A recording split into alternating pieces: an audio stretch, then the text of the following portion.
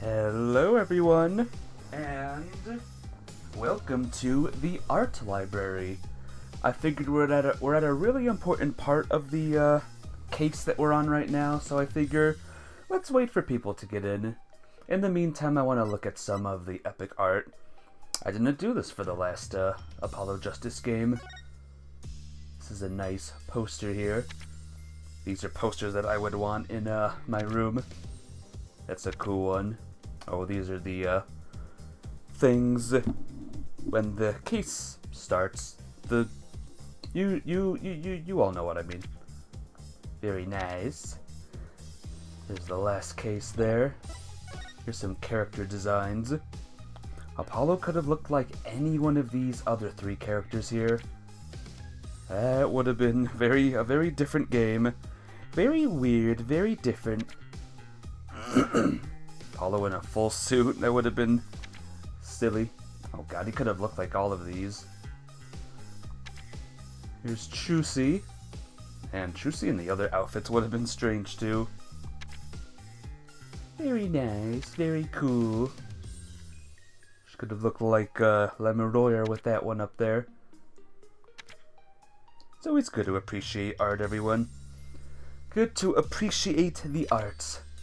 Here's Mr. Hat. Oh, look down there. That's when she was kidnapped by Mr. Hat. Quote unquote kidnapped. Oh, Mr. Hat could have been different in many different stages. Oh, he could have been a big suited guy. Huh!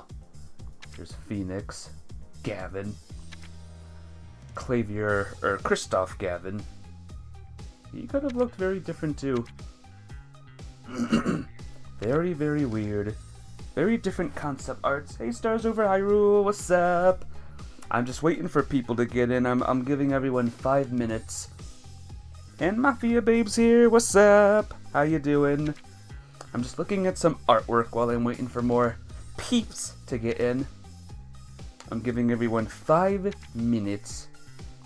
There's Emma. We're looking at artwork from the last game. But yeah, how's everyone's day been doing? Good. I'm doing great. I am ready to finish game. Are you ready for game to be finished? Artwork from all the characters of the previous game. There's Machi. Machi could have been very fancy. He could have worn that dress there too. I mean, why not, right? There's Vera. Oh, Brussels, everyone's favorite character, right? Zack. There's Mr. Payne. There's the judge and that weird guy. Gumshoe! Ah! And these are just the in-game illustrations. These were just things in the game. Cool, huh? Those are so cute, I know. But yeah, is everyone ready? Everyone ready for the end? So much happened with the last game, guys. It was crazy. Last game was crazy, and this game's crazy too. Let me tell ya. And these are just the backgrounds. Cool stuff, huh? You ready? Alright. Should we watch a movie? Nah, we're not gonna watch a movie. Alright. 4 minutes is enough time. Hopefully as many people as we can possibly fit in here are in. All the early bird peoples. Are you guys ready? Are you guys ready, Freddy? Load game. Turnabout for tomorrow. We finally found out who the big baddie is. Now we just gotta prove it's him. You remember who it is, right? Mafia and Stars? It's flippin' Bobby Fulbright. Who would have thought, huh? Oh, I was gonna up the music, but music's already at the maximum volume. Whoops. Anyway, are you guys ready? I found it. I found the one emotion you're truly feeling. Yeah, crazy plot twist, I know, right? It's about to get even crazier, Mafia babe. It's about to get extremely crazy. What? Hidden in the middle of that chaotic storm, I saw one emotion that never disappeared. When you talked about the moon rock, you felt a fear that wouldn't fade. Fear? A fear that a man with hardly any emotion feels, huh? And it was a response to that moon rock. Detective Fulbright, I presume you feel fear concerning the moon rock because you lost it. You failed to steal it. Your identity will be revealed. Of course, that's it.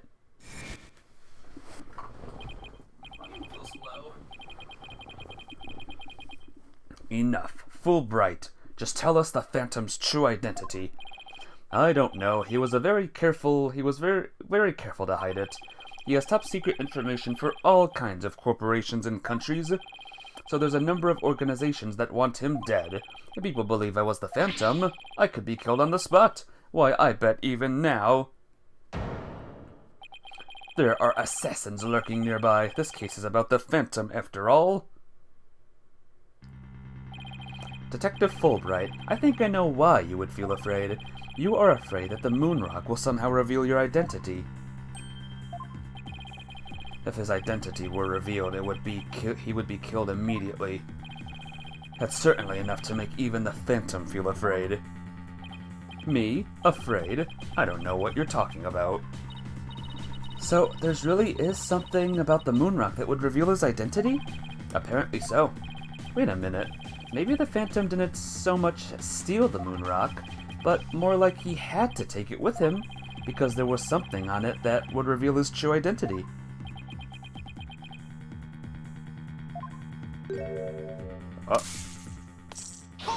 Oh, he's gone. Alright, he's gone, guys. Game over. Trial over. Where do you think you're going? Me? I'm not going anywhere. Is it just me, or was he going to use that weird watch thing to try to get away? How many more of those toys does he have, and where can I get myself some? Detective Fulbright, you will answer honestly to this court right now. Why do you feel fear in connection with the moon rock? In justice we trust, not emotions, Mr. Lawyer. Evidence is everything. I'm the Phantom because I'm afraid. Don't make me laugh. Ag! And what was that just now? But all human beings have hearts and experience emotions. Sometimes analyzing a case from the psychological perspective is the best way to find the truth. Eek!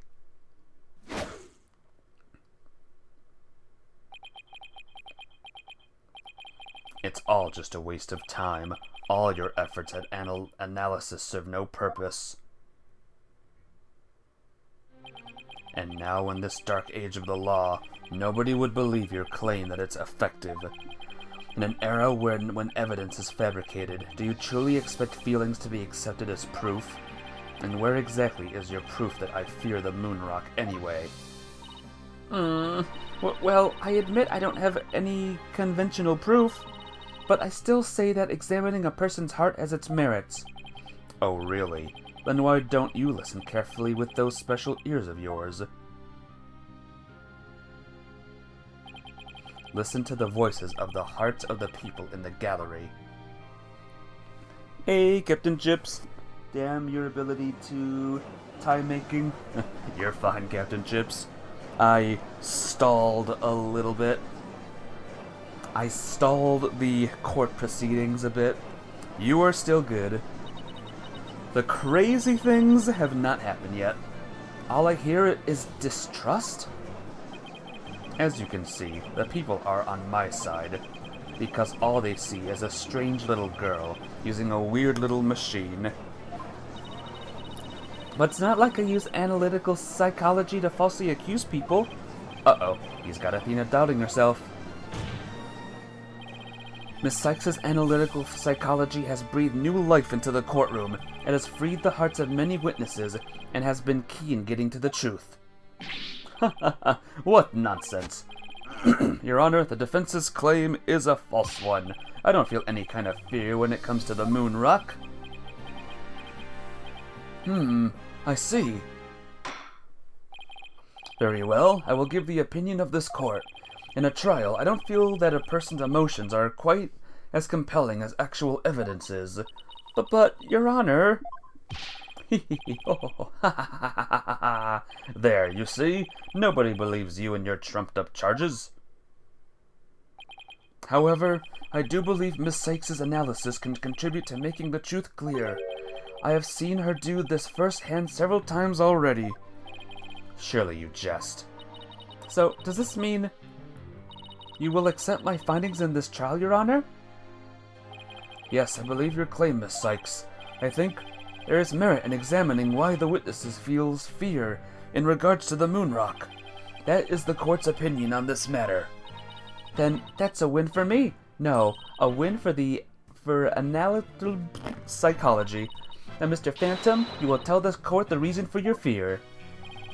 Analytical psychology, my fears. Fine. I'll show you precisely why those abstract things can't be considered evidence.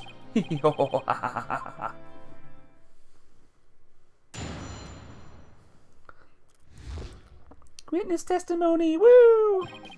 I felt fear when I thought about the moon rock because it reminded me of the Phantom. Yes, I'm very afraid of him because he took my family hostage. What reason would the Phantom have to be afraid of the moon rock? None at all. So the very fact that I'm afraid of the moon rock means I'm not him. In fact, I'm on the side of justice. Oh, maybe it's not him then. And there you have it. Now, do you see why I'm afraid of the moon rock? Sure, you sound convincing enough. But so does any two-bit con artist. It's all meaningless in the absence of evidence.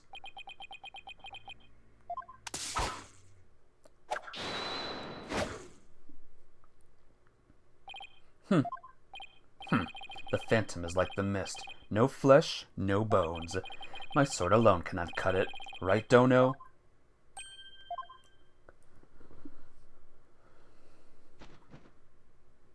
With your deductive reasoning and the body of evidence before us, let us send this miserable Phantom fellow to the other world together. You and I, Prosecutor Blackquill,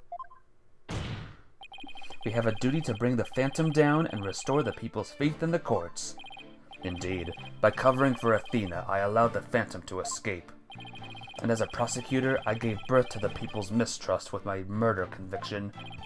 I bear part of the responsibility as well, for being suspected of forging evidence and losing my attorney's badge as a result. The two of us and the Phantom were there at the beginning of the dark age of the law. Then it is also our burden to cut away the fell specter we created, is it not? Until all that remains is the righteousness of the court and the faith of the people. Trust, understanding, fragile ideals of the masses who are controlled by emotion. Humans can't truly trust each other, which is exactly why the illusion of trust is so enticing. Objection! Once two people overcame their misgivings, that's where real trust is to be found. You're free to believe what you want, but trust like that is stronger than you and your lies always. Okay. I felt fear when the Phantom was the Phantom. Yes, I'm very afraid of him because he did something with my family. What reason would the Phantom have to be afraid of the moon rock? None at all. Oh yeah? Well, what about this? Objection! Detective Fulbright, I assume you know what this is? Of course, that's the knife the Phantom used to kill Clay Terran. That's right, and the exact same type of knife Miss Sykes used 7 years ago when she stabbed the Phantom's hand. Yes, that was discussed earlier, as I recall. He dodged it first, so I only got his clothes, but I tried again. And this time you got him, didn't you? I did. I remember it clearly now. The knife went into the back of his hand. Miss Sykes then stated that she remembers the culprit bleeding. It's my theory that the culprit's blood got on the moon rock, and he was afraid that if the blood was analyzed, his true identity would be revealed. That explains why the Phantom had to remove the moon rock from the crime scene. You mean if we ran the analysis now, we'd know who the Phantom is? Yes, I suppose so, but unfortunately, the moon rock in question is missing. That may be so, but I'm certain I can explain what happened to it in great detail. You can? Of course.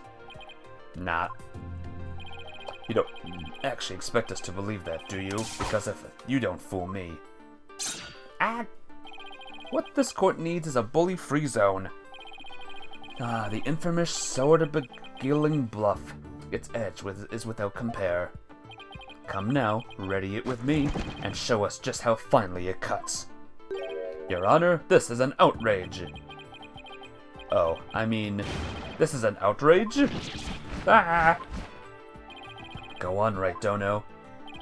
Let's start with something that's been bothering me for a while. Now, the culprit supposedly removed the moon rock from the lab. But in this video of him, it's nowhere to be seen. Oh, you're right. But here's something to consider. What if the Phantom hid the moon rock somewhere at the scene of the crime? Good thinking, boss. Security was super tight at the Space Center back then. All that in spite of the Space Center having very strict security in those days. All personal effects were examined thoroughly, coming or going. You couldn't even smuggle a withered old leaf through those checkpoints. Does this mean that the moon rock is still somewhere in the Space Center? In the name of justice, I proclaim that's impossible. Hey, Fire Skyrim. Why does this game look so jank? What does that mean? Does it look jank to me? How you doing, though? It's good to see ya. And why is that? The Space Center was searched from top... Oh, the Space Center was searched from top to bottom. And especially the lab. But the moon rock was never found. Ah, how could I forget about that? A sad but true fact. We still haven't a grasp on how it was done.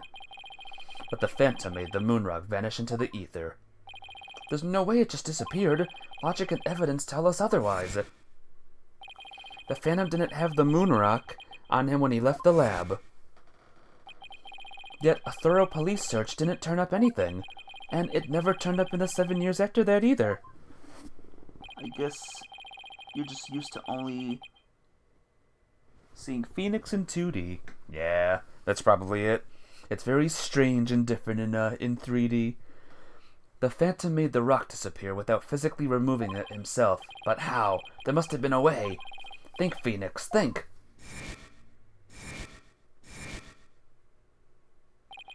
How did the moon rock vanish from the robotics lab? So, can you or can you not show what happened to the moon rock, Mr. Wright? Yes, I can, Your Honor. What? Oops, sorry. I mean, what?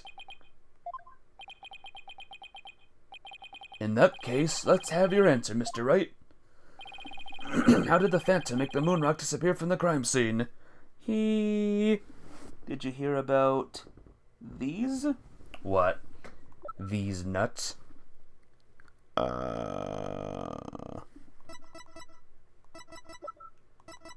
it is. The Hope Capsule. Take that! That's the Hope Capsule, right? The one that went up with the Hat 1 rocket?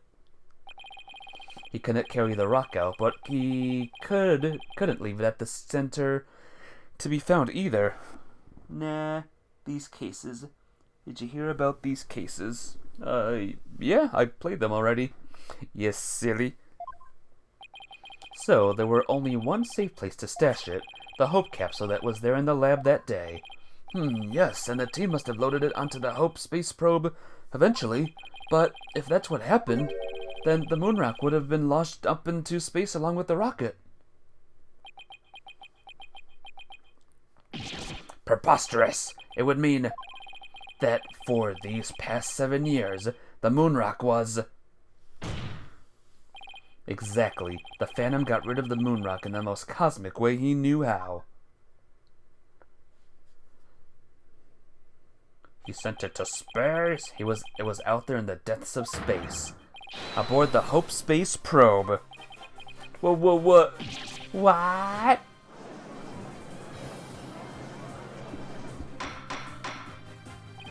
Order in the court. I understand now. The Phantom's original scheme was to sabotage the Hat One anyway. The villain used his primary objective to conveniently kill two birds with one stone. That's right. He planned for the moon rock to be turned into cosmic dust out in space, thereby destroying the one piece of evidence that could reveal his true identity. Why is the courtroom destroyed? Someone bombed it. There was a bomber in the first case, and we're using that courtroom right now. True identity. But Mr. Starbuck and the others foiled the Phantom's plot. Nah. The Hope Space Probe sailed off safely on its mission and returned 7 years later, with the capsule in tow. Gah! If we analyze the blood on the moon rock, it should make one thing crystal clear. That you were the Phantom all along, Detective Fulbright. So he killed Clay just so we can get the moon rock back? I believe so. His original assignment may have been just to sabotage the Hat too, but at the same time he also had to retrieve the evidence of his crime 7 years ago. That's why he went to the boarding lounge and attacked Clay as he made his escape out of the rocket with the capsule. But in the end, it was all he could do just to escape himself, so he didn't get the capsule. Clay must have done everything he could to stop Fulbright. He probably hung onto that capsule for all that was worth until the very last breath. His last breath. Oh, that is so funny. You make me laugh, you really do. Boy's totally out of whack now. It's game over for you, Detective Fulbright. Why don't you just admit it to it all now? There's nothing to admit. I'm Bobby Fulbright, undercover investigator, I tell you. I am not the Phantom. The blood on the rock is just another one of his schemes. A trap. Now I'm not sure what to think. Suppose if the Phantom is a spy worth his salt, a trap is not out of the question.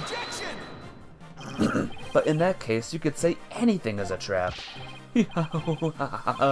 That's what makes a trap. I've been framed into taking the blame for the Phantom. Your Honor, I believe further investigation is in order. Silence. Further investigation? More like plotting your escape. But no more. I will bring you to justice myself if I must. Here and now. I guess it's time to show you just what I'm really capable of. Die, Simon Blackwell! Hey, you guys aren't really... Huh? Oh, who did it? It's Edgeworth! Edgeworth is here! Yay! It looks like I made it just in time. Edgeworth? I have good news for you, Mr. Wright. I've uncovered some very crucial facts. Did you find something from the Phantom's true identity? You might say that. I started by looking into the first people on the scene 7 years ago. All three, an employee and 2 officers, were registered in the robot's recognition systems, but none of them looked the least bit like Detective Fulbright. That's not good. But there's more. I've yet to share my most important finding. Mr. Wright, Prosecutor Blackwell, you'd best brace yourselves. Everyone in chat, brace yourselves for this. Uh-oh. The man you see there before you, Bobby Fulbright, is already long dead. Huh? What's that supposed to mean? An unidentified body that was found a year ago has now been proven to possess Bobby Fulbright's fingerprints. Well, you were wrong, guys. It's not Bobby Fulbright, 'cause he's dead. Then does this mean? Yes, that man there is an imposter pretending to be Bobby Fulbright. An imposter? Then this man, who in the world is he? Still technically correct. Technically. Maybe. Enough of your trickery. If you will not reveal yourself to us, then I shall do it for you. Oh, a mask. What the? No! His face! Aw, look what you did to my mask. So who's under the mask, guys? That's the real question. Mask? What is the meaning of this, witness? Okay, you got me. I guess I have to show you who I really am now. Oh boy, who can it be? What? Wait, but that's... Hey, Apollo. Yup, it's me, Solomon Starbuck. Mr. Starbuck, but that can't be right. You can't really be the Phantom, can you? Silence. Hey, what's up? Hello, it's Siller. Welcome to the stream. See? There's a twist. That's a twist. Of course not. The real Starbuck was aboard the Hat 1, which was set to be destroyed. Yeah, this is just another mask. Another twist on top of a twist. That's also not Bobby. Also not that guy. I mean, didn't I tell you? I'm an undercover investigator. I can change identities at will. I can be anyone I want. Objection! Not so fast. I have the Phantom Psych profile right here. We compile a Psych profile on you and compare the results. It will prove that you're the Phantom. Uh-oh. It's time for me to show you the real meaning of the phrase, the end justifies the means. That voice, those words. Ah! I cannot accept such evidence here, Miss Sykes. Professor Means? This is mask? I'll take what I want by any means necessary. Now give me that evidence. Huh?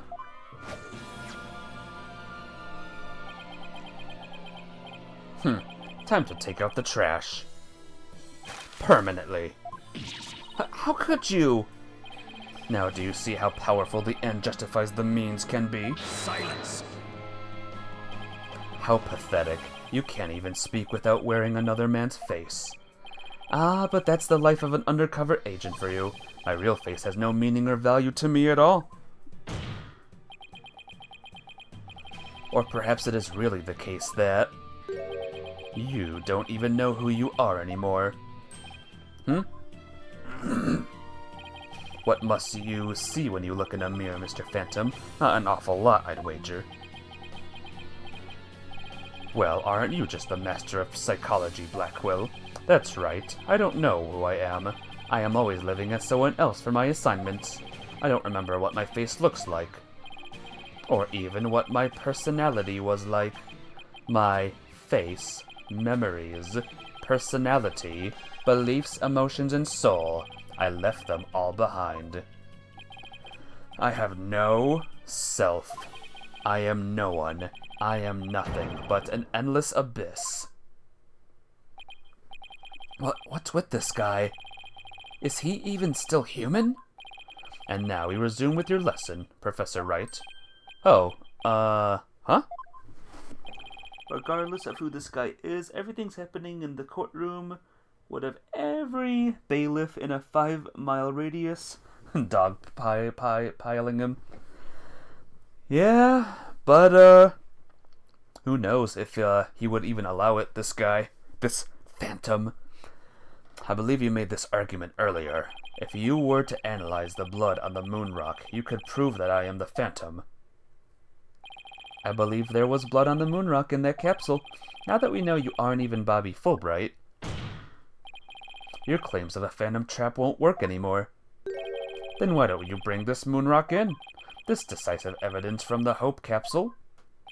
I think I will do just that. Get ready, because the Hope capsule is about to seal your... Fudge! It was the courtroom bombing from the other day. The capsule was there in the courtroom as evidence and was blown to smithereens. Bro is getting at least 3 years. This MF. Bro's doing something, that's for sure. Looks like you have finally caught on. Full marks for the defenses for effort. But what a shame your hope was lost in that courtroom explosion. Uh-huh. Ag! So that's the real reason this courtroom was blown up. It was all for the Phantom to destroy that one piece of evidence. I can't believe it. Have we really reached a dead end after coming all this way? Has the only evidence that we have on this guy really been destroyed? How dare you continue to call me the Phantom? As I've said all along, I'm just a nameless undercover agent. Objection! And the defense will continue to assert that you are the Phantom. Furthermore, we have proof. Or at least a prayer. I'm afraid that won't do, Mr. Wright. At least put some weight behind your swing, right, Dono? I know, I'm trying. There's only one thing that can unmask this menace, the moon rock. But that was blown to bits in the courtroom bombing. And yet, is it really gone without a trace? What if some tiny part, some little fragment still exists? Yes, and you can see the stolen moon rock there too. That strange black and yellow thing on the left side of the picture? Very well, Mr. Wright, let's see your proof. What evidence will finally prove the Phantom's identity? It's... Phony Phantom! Take that! Isn't that the bomb that blew up the courtroom? And the moon rock along with it? You saying this will reveal the Phantom's identity? Yes, Your Honor. Focus your attention on this photo taken after the bombing, specifically right here. This thing. Take that! This bleeping bleep is unreal in a dumb way. Oh yeah, these games get crazy, my friend. Please take a look at this newspaper article. The article about the Hat 1. Now please note the strange black and yellow rock there on the left. That's the moon rock, and when we look at this photo of the bomb fragments, see how there is a rock-like object with the same coloration? Oh my, yes, I see it. It would seem that the moon rock was much more durable than the Phantom thought. Ignore it and enjoy the stupidity. Yep, exactly. Enjoy. If we take a look at all the fragments that the police found, we'll likely find one with blood. And DNA testing on that blood will prove that the witness is indeed the Phantom. Unbelievable. But that's impossible. A surprise to be sure. That's one bloody tough rock. Let's have the fragments tested straight away. Oh, and you'll be having a DNA test too, Fulbright. Bailiff, contact the police department immediately and order a testing. The testing.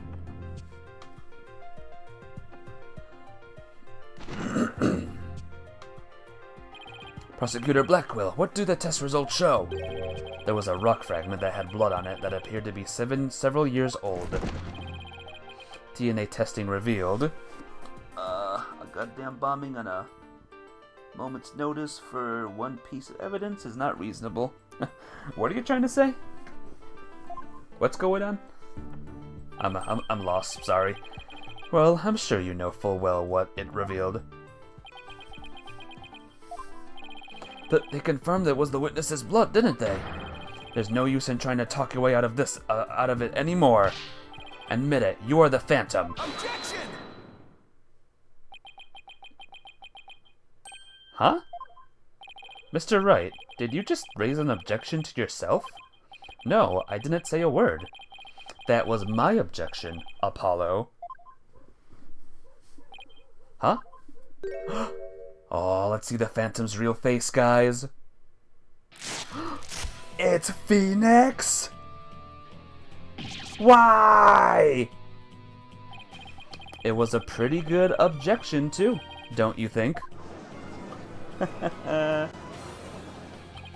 What the plot is summarized in 2 sentences? Oh, gotcha. Now he's me? So, did you have an objection or not, Mr. Wright? Huh? Oh, no, not really, Your Honor. No, not you, Mr. Wright. I mean the witness, Mr. Wright. Could this trial get any more insane? Mr. Wright, this fragment of rock in the photograph, and those just like it, how can you be sure they're pieces of the same moon rock that was in the robotics lab? Care to explain what you mean? Well, there may have been a rock or two in the courtroom that had my blood on it. But how do you know they're not just rocks? You can't prove that they're the moon rock, right? Objection! Don't be absurd. Just compare the fragment with the rock in the newspaper article. Anyone can see they're the same. They have the exact same coloration. Objection! But maybe some other rock with the same coloration happened to be in the courtroom. It's highly unlikely a rock with such a unique appearance just happened to be here. But you can't deny it's a possibility. Objection! This game considered the best game, I'd say this to be the best game. Really. But your blood was found on one of the fragments. Apollo, there's nothing suspicious about my blood being on a piece of rock. And why not? It might be the best game. It could be. And why not?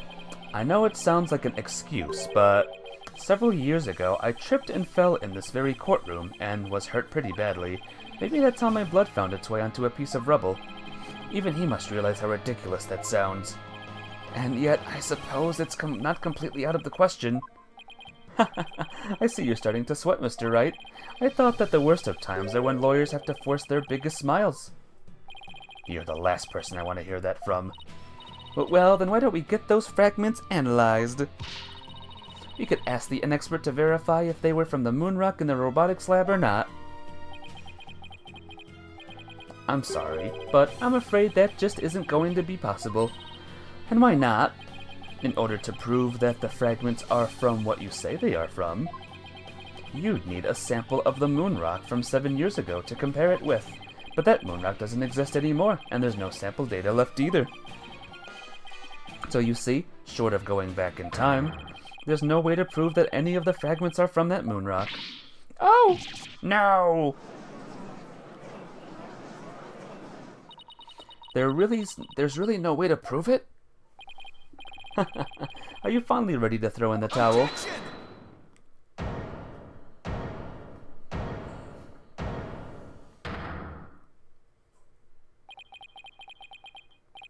So, the moon rock doesn't exist anymore, huh? That's right. It was such a valuable rock, too. A shame, really.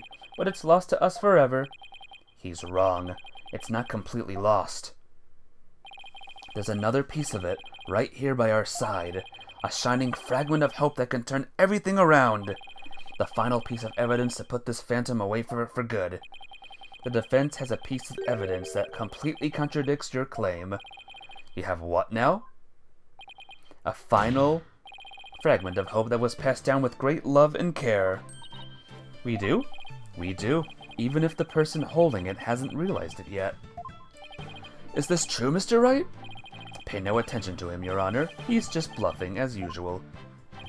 I wonder if you'll be able to force your biggest smile when you see what I've got. Try me. The piece of evidence that shows the original moon rock is completely lost is this. It's her earring.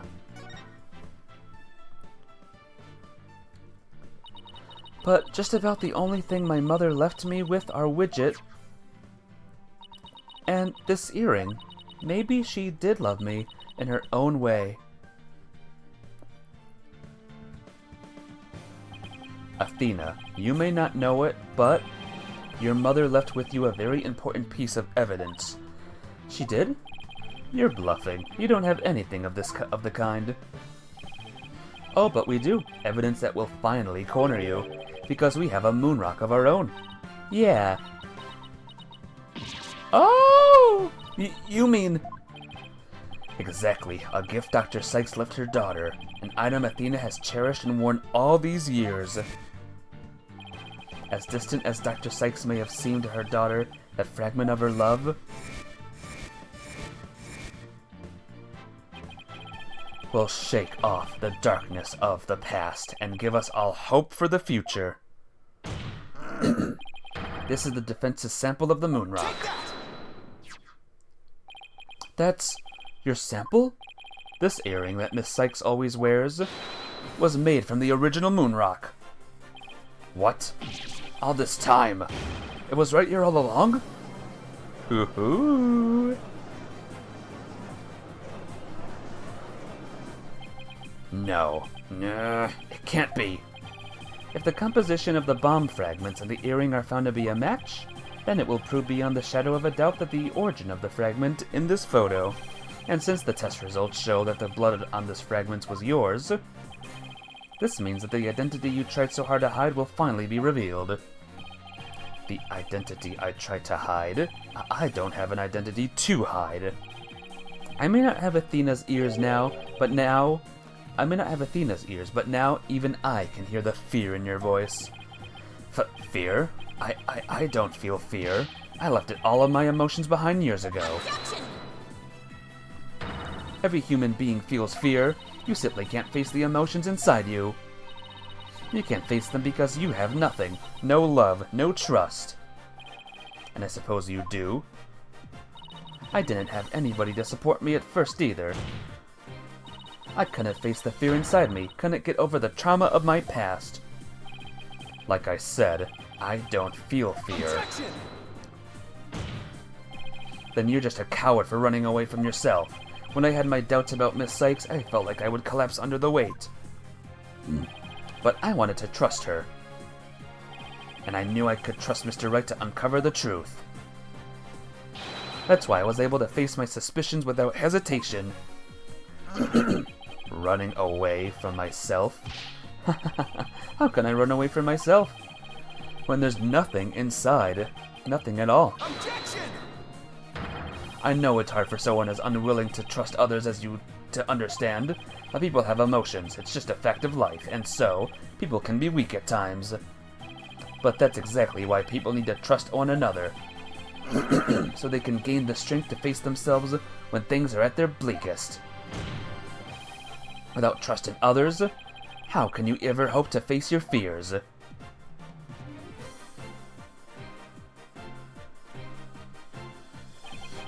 The fear inside of me?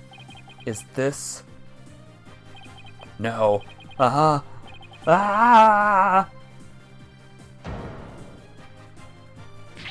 I'm afraid. I'm scared. Ah! I feel fear. You can't outrun yourself. Remove that mask and unleash your emotions. Confront your guilt head on. With your own true face.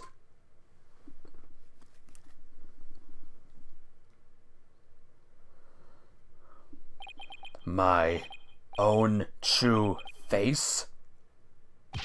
No, please don't. I know you're here. Where are you? See? I haven't revealed anything yet. Honest.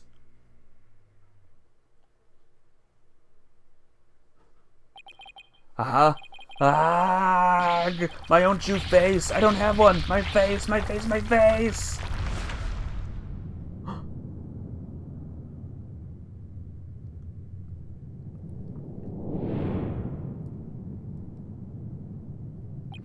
Is this my face? Is it? Is it? No, that's not it. No! This isn't me either. Arg! Is this me? Which one is my face? What am I? Who am I? Ah!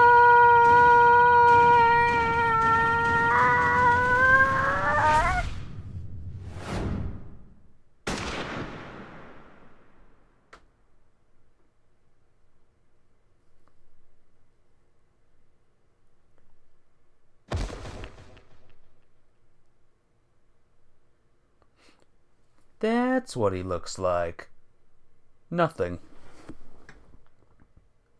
This went from court case to a council session.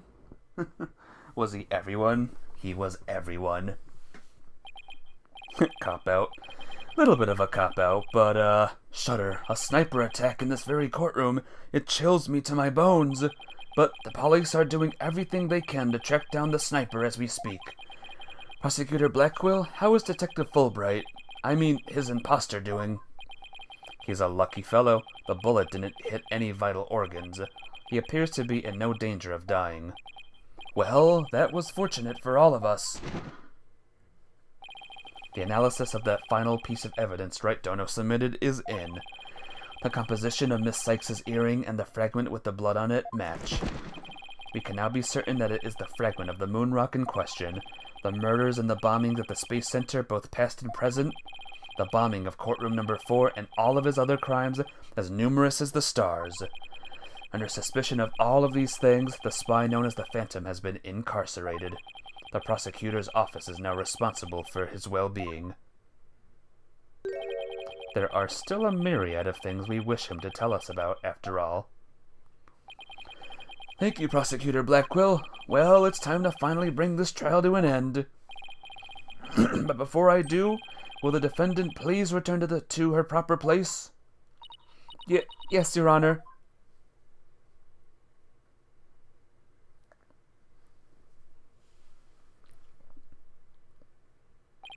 Now then, this court finds the defendant, Athena Sykes, not guilty!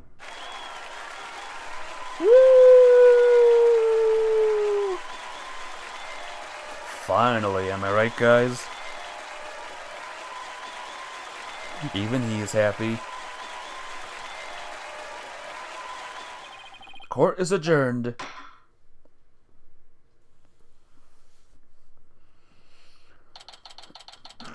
What a case, huh? 5 more days till Christmas, too. That's exciting. Congratulations, Mr. Nick.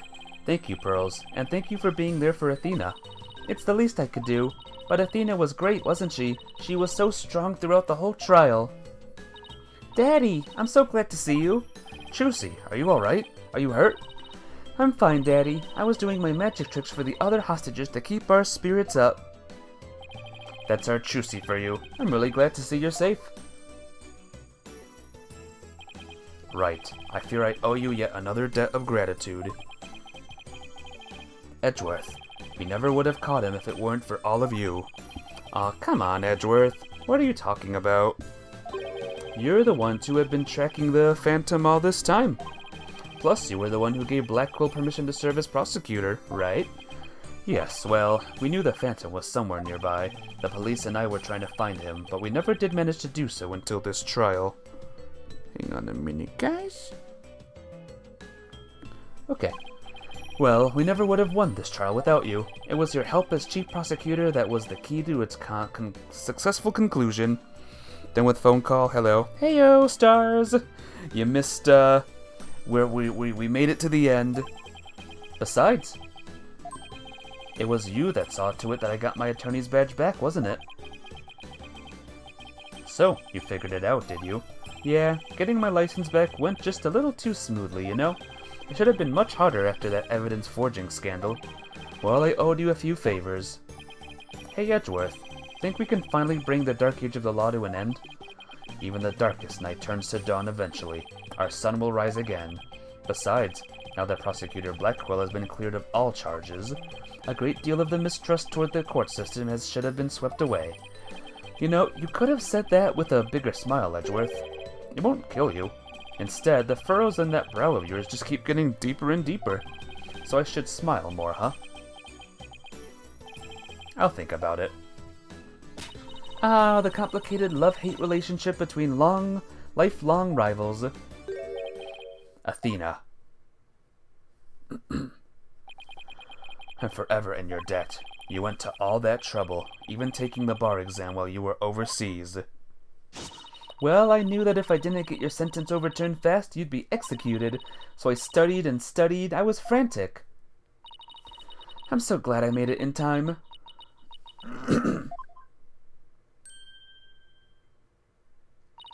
Just barely, but I still made it. That a girl, Athena. It's good to see you finally let your tears out. Ah. Yes, I survived by the skin of my teeth thanks to you. Shame on you, Simon, for trying to throw your life away like that. It was never my intention to just throw my life away, but some things in this world are more important than your own life. Like what? My honor-bound duty to protect with my life. My mentor's most beloved treasure. Huh? That's some loyalty. This guy really is a samurai through and through. Well, it looks like we can breathe easy now. Apollo, Athena, thank you both. It took all of us together to pull it off. You bet, boss. What a team we are, huh? It was definitely the most amazing turnabout I've ever seen. I'm a lucky guy. My office has the best, most capable lawyers around. Thanks, Mr. Wright. I'm going to work extra hard to make up for all the worry I caused. Apollo Justice is fine and ready to go. Let's hear it for the Wright Anything Agency. Well, nobody's going to try harder than me, so you better watch out, Apollo. Simon is free thanks to Mr. Wright. But there are so many more people out there who need our help. You're right, and I'll be needing you both to help them. Still have a long way to go. So cute, I know. Get ready, you two. We won a major victory, but this war is far from over. There are still people out there suffering under false charges who need defending. You got a lot of work ahead of us. If we ever hope to fully bring the Dark Age of the Law to a close... Hey, I know one thing we have to do. We have to celebrate with a bowl of piping hot noodles. Huh? Nothing like a bowl of Eldune's noodles after a trial, all on Mr. Wright's tab. That's how it works on the at the Wright Anything Agency, right, Mr. Wright? Huh? As a boss, it's your duty to express gratitude to your people for their great work. In that case, allow me to join in the festivities. I would greatly welcome a bowl of noodles. Huh? I have an idea, Daddy. Why don't you just invite everyone involved with the case? The more the merrier, right? Oh, Mr. Nick, look how far you've come.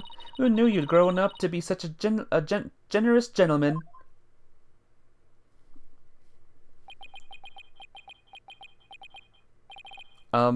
Guys? Under these circumstances, there is only one thing I can say.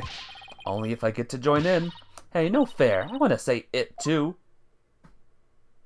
Okay, here we go.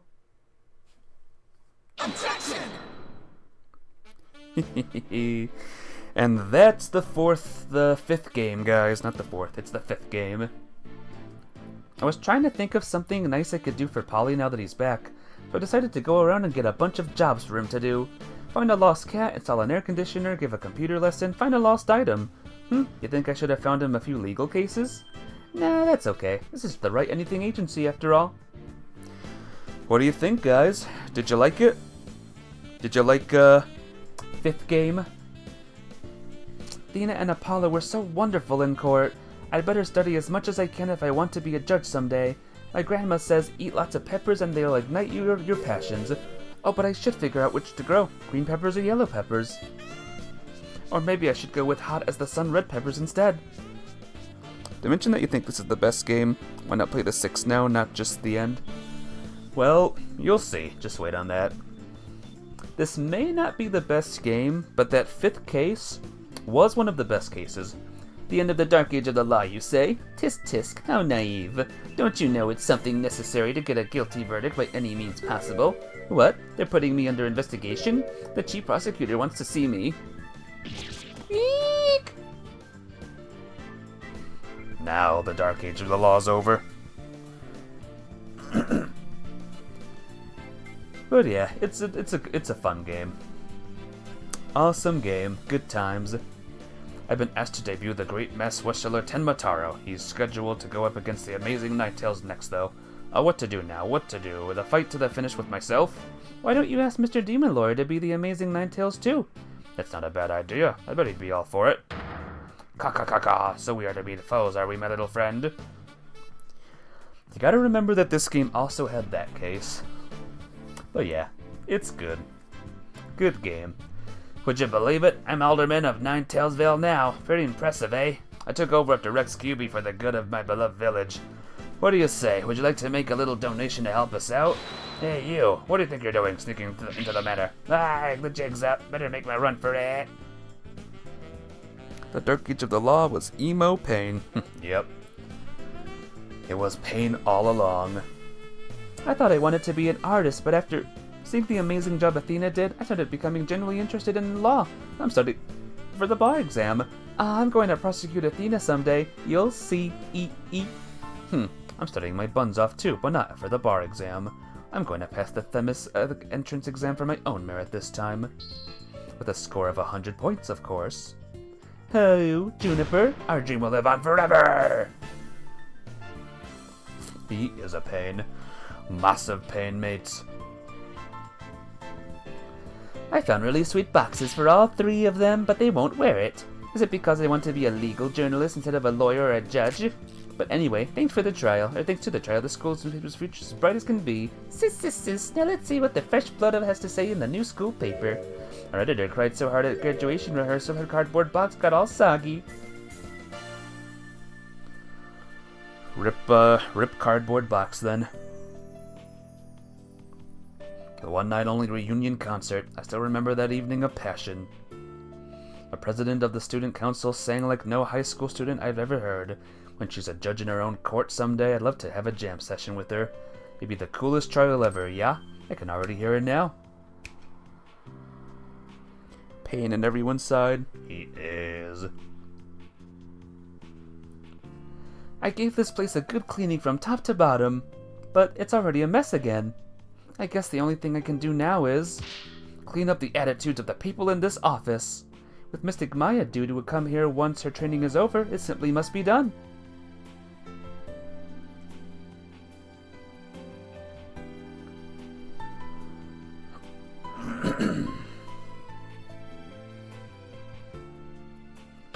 Ha ha ha, humanity's dreams for outer space will never die. In fact, planning for the HAT-3 rocket has already officially begun. Look upon me, people of this great nation, and witness the glory of Yuri Cosmos. What do you... Oh, Director. Yes. Rocket preparations are fully complete. Yes. Say everything to me. And Assistant Director Yuri Cosmos. Was he an assistant director this whole time? Or was he fired? Well, whatever. I'm going to the moon in the new rocket. If Athena or Mommy Metis came to the moon, I would love to show them around. But which is more interesting, Monets Fadide or Mare? You think they would either like either one? Yay! Hooray! I wonder how Miss Aurora is doing. I'd rather be near Miss Aura than on the moon. Oh, Miss Aura, I just want you to use me again like you used to. What a poor robot that is. What a unfortunate. I think he was the director, so maybe he was demoted. Maybe. Ready for launch. 5, 4, 3, 2, 1. Lift off! I'm going to the moon for real this time, for me and for Clay. Thanks to my lawyers, I know now I should never give up. But I'm worried. You can't breathe in space, and in fact, it's cold as heck. Oh man, now I'm getting really nervous.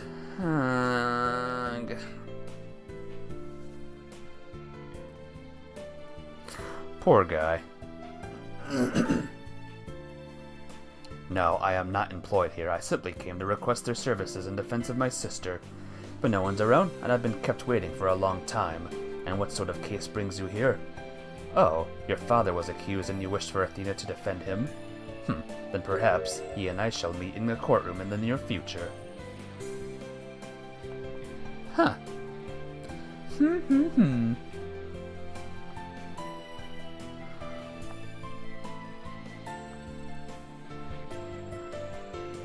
I look forward to your next month's salary assessment. Eek! Please forgive me! Blackwell's acquittal has brought all manner of ills in the prosecutor's office to light. It would seem solving that case has thawed the chill of winter into the warmth of spring. Now I owe Wright yet another debt of gratitude, but I will repay him one day. You can trust in that. I'll read that in a second. The credits are still going.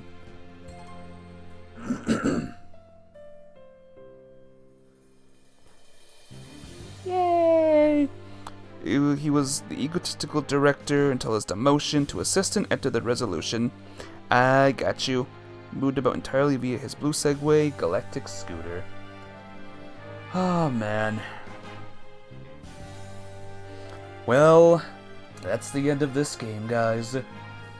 Did you like it? Hey Gray, what's up? How you doing today? Welcome to the credits of this game. How was your play? Was it good? Did you succeed? I finished my play just now. It's all done. It's all good, all done. Stars Over Hyrule is clapping for a game. That's good. Must be good then. It went good, Gray? Awesome, I'm glad. If it ever winds up on YouTube, I'd love to watch it sometime. See your epic skills in action. Oh, man. What a game, huh? What a game.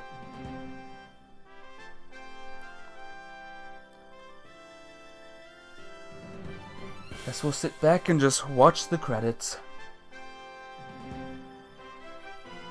Are we gonna see the kinda part now? What's the kinda part? Dismissal? Good old Professor Means, or bad old Professor Means. Oh, I forgot to ask, on the Kill This Man list, where's the Phantom? I forgot to ask that, silly me. Where would the Phantom be on that list? 12. Stars says 12. Impossible to say, we don't know what he's like. Well, based on what he's done, Captain Chips, where would you put him? Based on all the crimes he did. Which is a lot, by the way.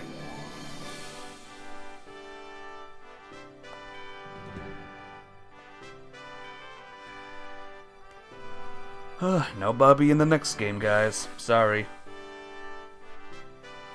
Man, we haven't had a true and honest Kill This Man since Matt Ungard. Yeah, 12. Yeah, Matt Ungard is still number 1.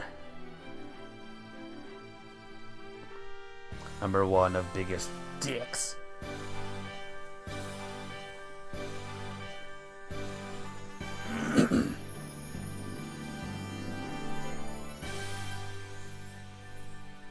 Yay!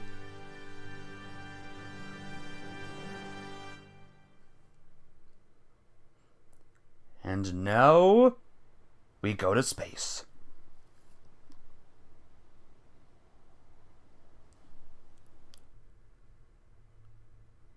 I'll be fine. I'll be fine. I'll be fine. I'll be fine. T-minus 15 seconds. 10, 9, 8, 7, 6, 5, 4, 3, 2, 1. Liftoff. Woo! Away he goes. Space!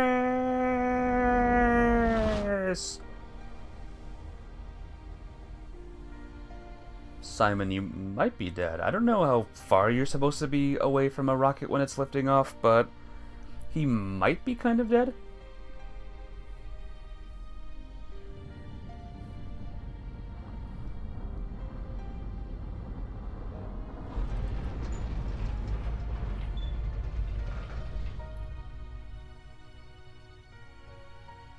Mr. Starbuck! You'll be fine! Just believe in yourself! The moon's closer than you think!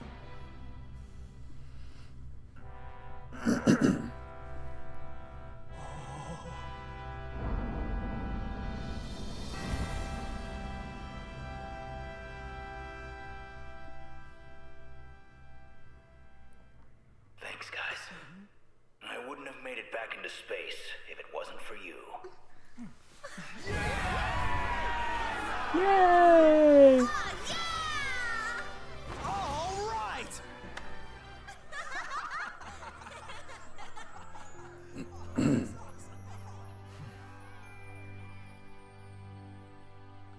Awesome. And when you marry, you will be the Starbucks and drink a lot of coffee. Yes. Oh, through the years, I've seen as much joy and as heartache, honesty as deceit. But, just as Mr. Starbuck was able to escape the harsh pull of his fears and despair, I believe that hope and friendship can lift us all up toward a bright tomorrow.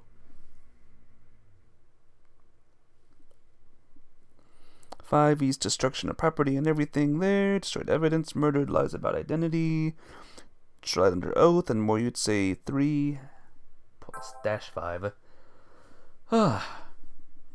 Well, guys, I'll give you all a quick update on, the movie I watched last night, by the way. Last night's Disney movie. It was really good. It was about, a couple. A young couple that met as they were kids. And it was all about their, life. From, it's pretty much low for someone who did all that. Yeah, that would be very low. But it was a family and, a husband and wife and just their life until they got old. And then the wife, passed away at the very end. And that was the first 10 minutes of the movie. After that, the guy turned into an old guy. He made balloons appear in his house. And, he sailed away with a young scout boy. Yep, it was Up. Up was a good movie. Now, can a bunch of balloons carry up a house? I don't think so. I'm calling BS on that. But who cares? It's a good movie. And those first couple of minutes, man, they're feelsy. So, I guess that's it, guys. I guess that's Phoenix Wright Ace Attorney Dual Destinies. Or that would be the end. But wait, DLC exists. So, there's one more case left, guys. Math on that one says you need 3 million balloons to lift a house that size. Well, there you have it. Alright, guys, let's start the DLC case. Load game? Whoops. Oh, gosh darn it. No. No. No, no, no, no, no, not new game. No. Wrong button.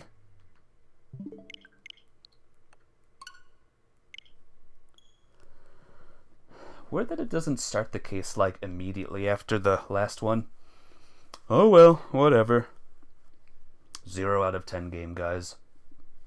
Bad. Load the next case, things. Health warning. Game might be too crazy. Call your doctor if you get too insane playing this game. Okay, here we go. Episodes. Investigation Day 1. Turnabout reclaimed. Let's go. Bad maneuvering always stinks. I guess so, huh?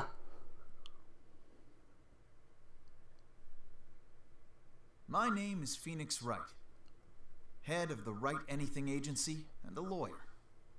Although, I was doing something else entirely for a while there.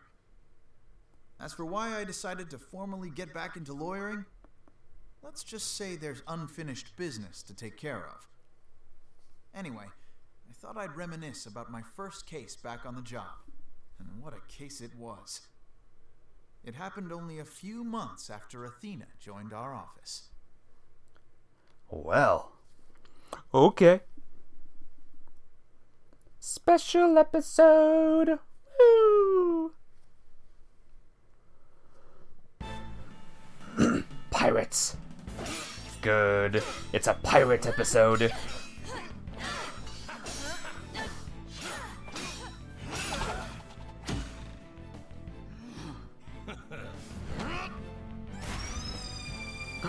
Whoa! Free Willy? He made it just in time.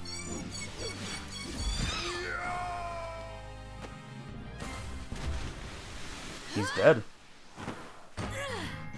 We be pirates, we love to sail the 7 seas. Just a bunch of scallywags who are as free can be. We swim through storms and waves, all because you see grand treasure and adventures waiting just for me. Yeah! Hell yeah!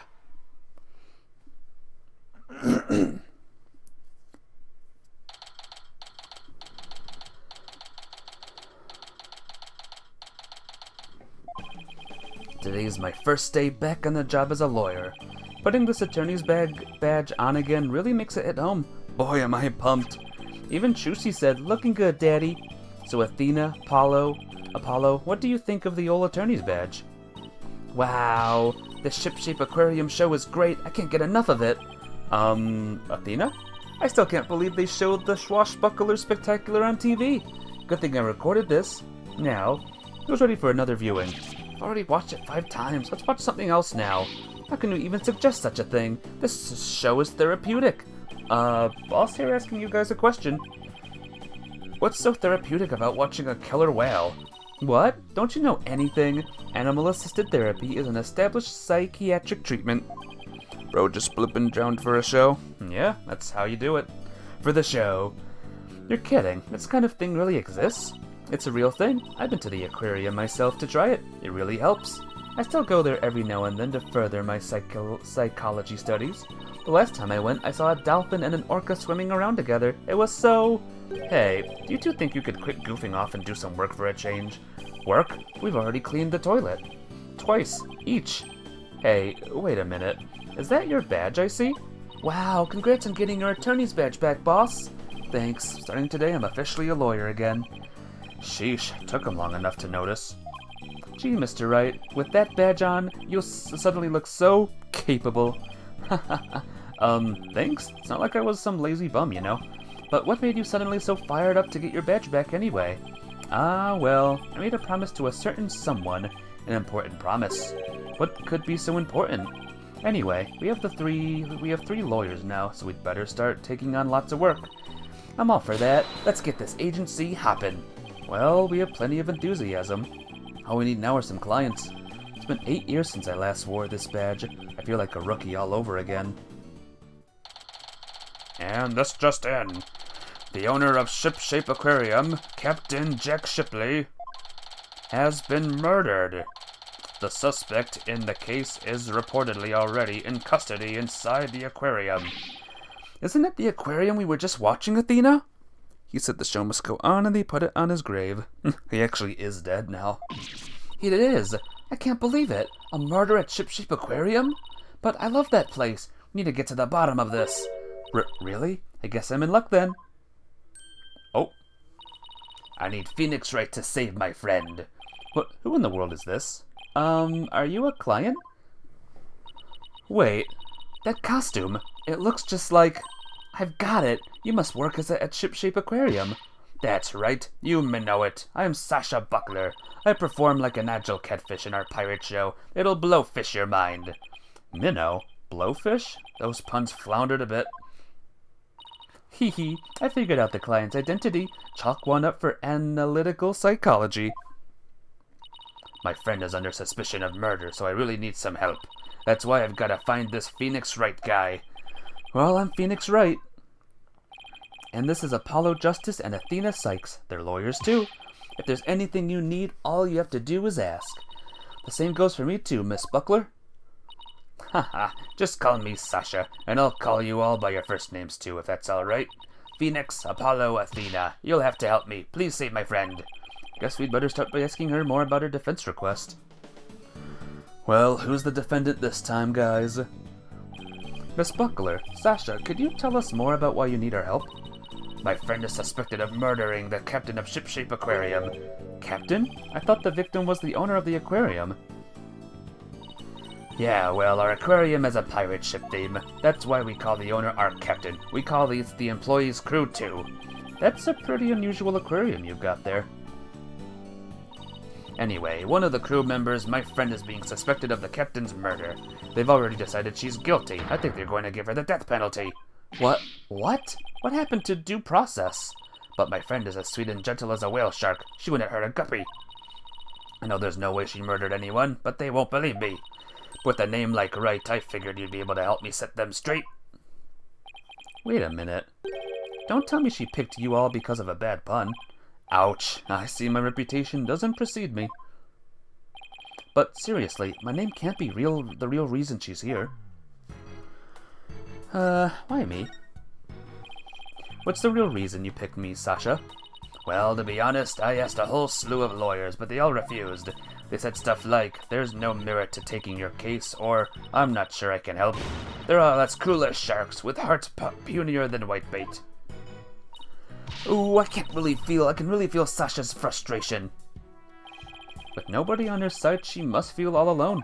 But helping people like her is the whole reason I became a lawyer in the first place. And then I heard about a lawyer named Phoenix Wright. They say he defends clients to the end, no matter how bleak the circumstances. Guess my reputation does precede me. Not sure how well deserved it is, though. I thought to myself, if anyone can save my friend, it's you, Phoenix. Quite a tall order for a man who just got his badge back. But I don't want to let Sasha down. Or her friend. Let's help her, Mr. Wright. Let's save her friend. That's just what I was thinking. Sasha will accept your case. You will?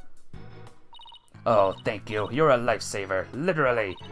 Well, no time to stand around and mull it over things. I want you to meet my friend right away. Come to Shipshape Aquarium with me. You got it. And I'll go too.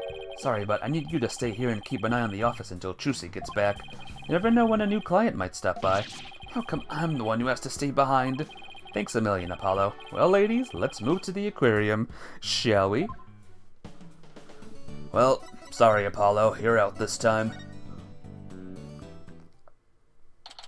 Ooh, look at this aquarium. I like.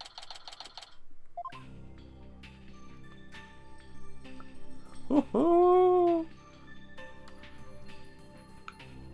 I feel like Mr. Ray is going to sail over here with Nemo any second now. Wow, this is gorgeous. It's just like being under the sea. Yeah, this is the Aqua Tunnel, our pride and joy. I'm really glad you like it. I'm going to go on ahead and fill the detective in on your arrival. Take a look around the tunnel, and then come meet me at the pool up ahead on the right. Hey boss, look at this cute little fish. I bet it would be delicious grilled. Seriously, is that really all you can think of? Well, I didn't get to eat lunch today. Oh, and here comes some grilled chicken. Oh. Aww. That's not a chicken, it's a penguin. Come here, little cutie. Great. Fishy. There's fishies. It ignored me. Maybe it was hungry too. Oh, look. It dropped something. It dropped something. Ah, it's an ad for the Swashbuckler Spectacular show. That penguin has a whole bunch of these stuffed in its backpack. So it's passing out flyers, huh? How cute. A carrier penguin that distributes flyers? We could use one of those for our office. You like penguins, guys? Well, can't keep the client waiting. We'd better get going. Yeah, you're right. Time to roll up our sleeves. That is the best thing. Penguin handing out flyers. Well, you're not done yet. Huh? I don't see Sasha. Ah, you two are the lawyers Miss Buckler mentioned. Oh, it's the Phantom. Penguins are your favorite. Haha. Detective Fulbright, are you the lead detective on this case? That's right.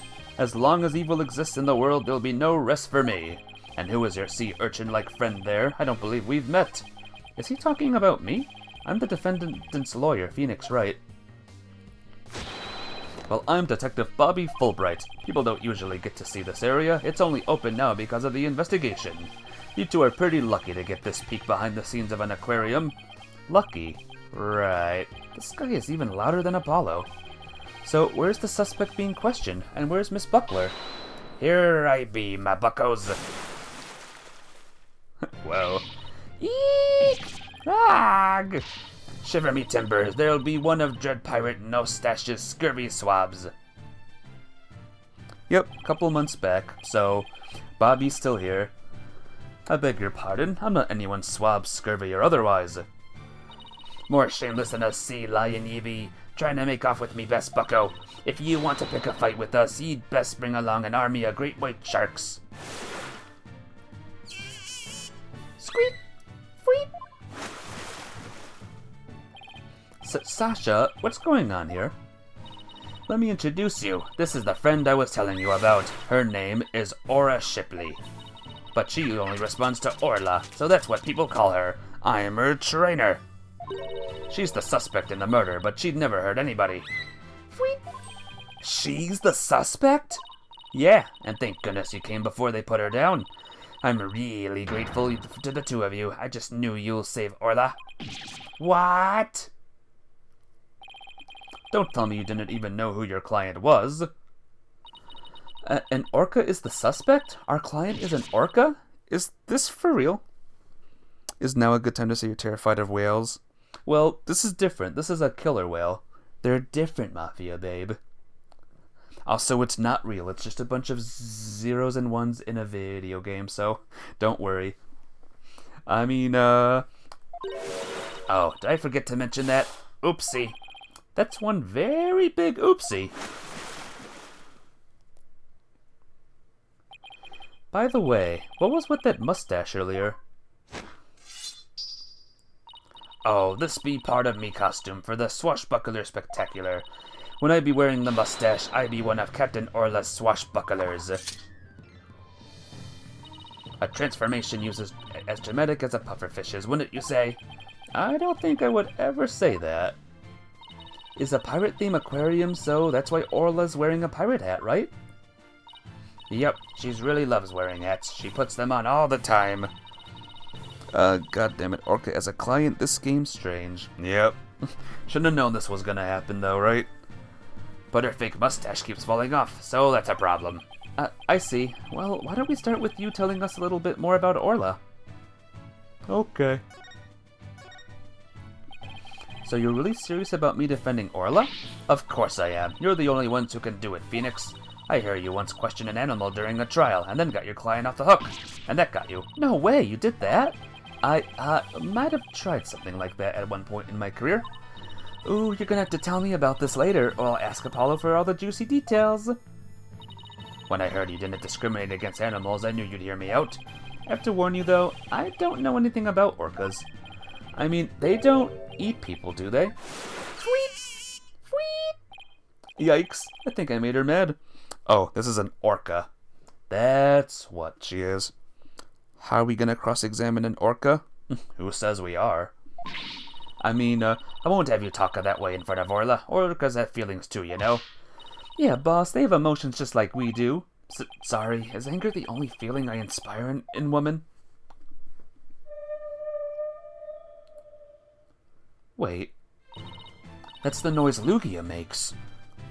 So Lugia's an orca? For what I fear, and unfortunately, it's in a lot of games. Oh no, what do you fear? Don't worry, she says she forgives you. Besides, orcas are very picky eaters. Orla here only eats fish. The captain went to feed Orla this morning, and then he was found dead in this very room.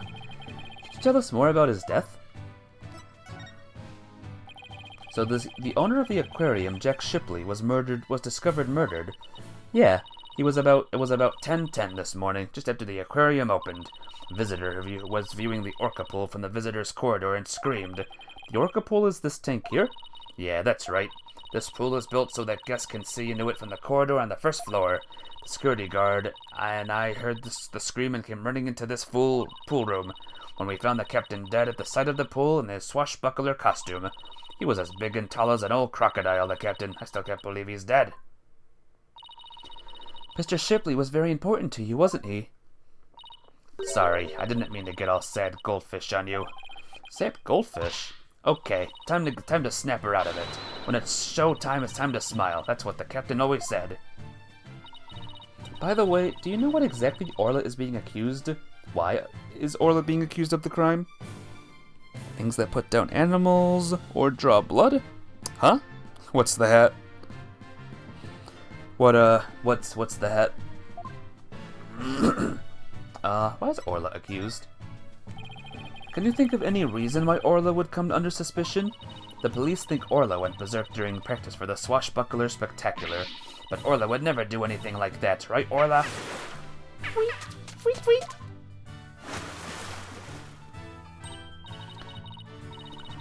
Aw, just look at that face. Isn't she adorable? The charges just have to be false. Hate to break it to you, but the police don't usually base their decisions on cuteness. That's right, we base them on facts. Take a look at this.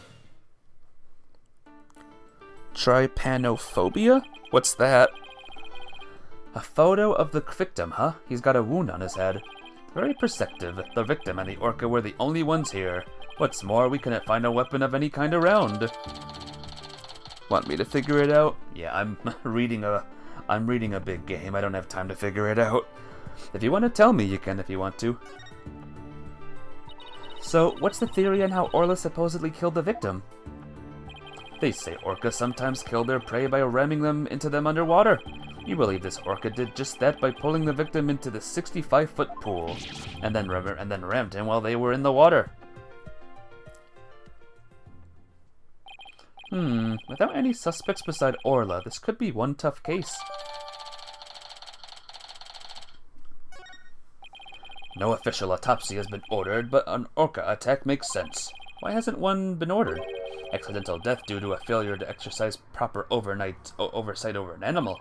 The medical examiner said it wasn't a homicide, so we don't need an autopsy. So Orla's going to be put down without a proper investigation? That isn't fair. There's nothing short of police negligence, Detective Fulbright. The incident wasn't determined a homicide, so there's nothing we can do, Miss Sykes. Ordinarily, the owner of the aquarium would be held responsible for the oversight failure. But the owner is the victim himself, so all we can do is hold the orca responsible.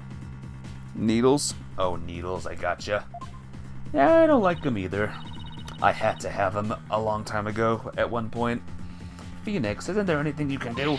They're going to put Orla down. Sasha and Orla are depending on me. I want to do everything I can to help them. But how do I help an orca? Wait, yes, I can do this. Find the real killer. Set Orla free! Free Orla!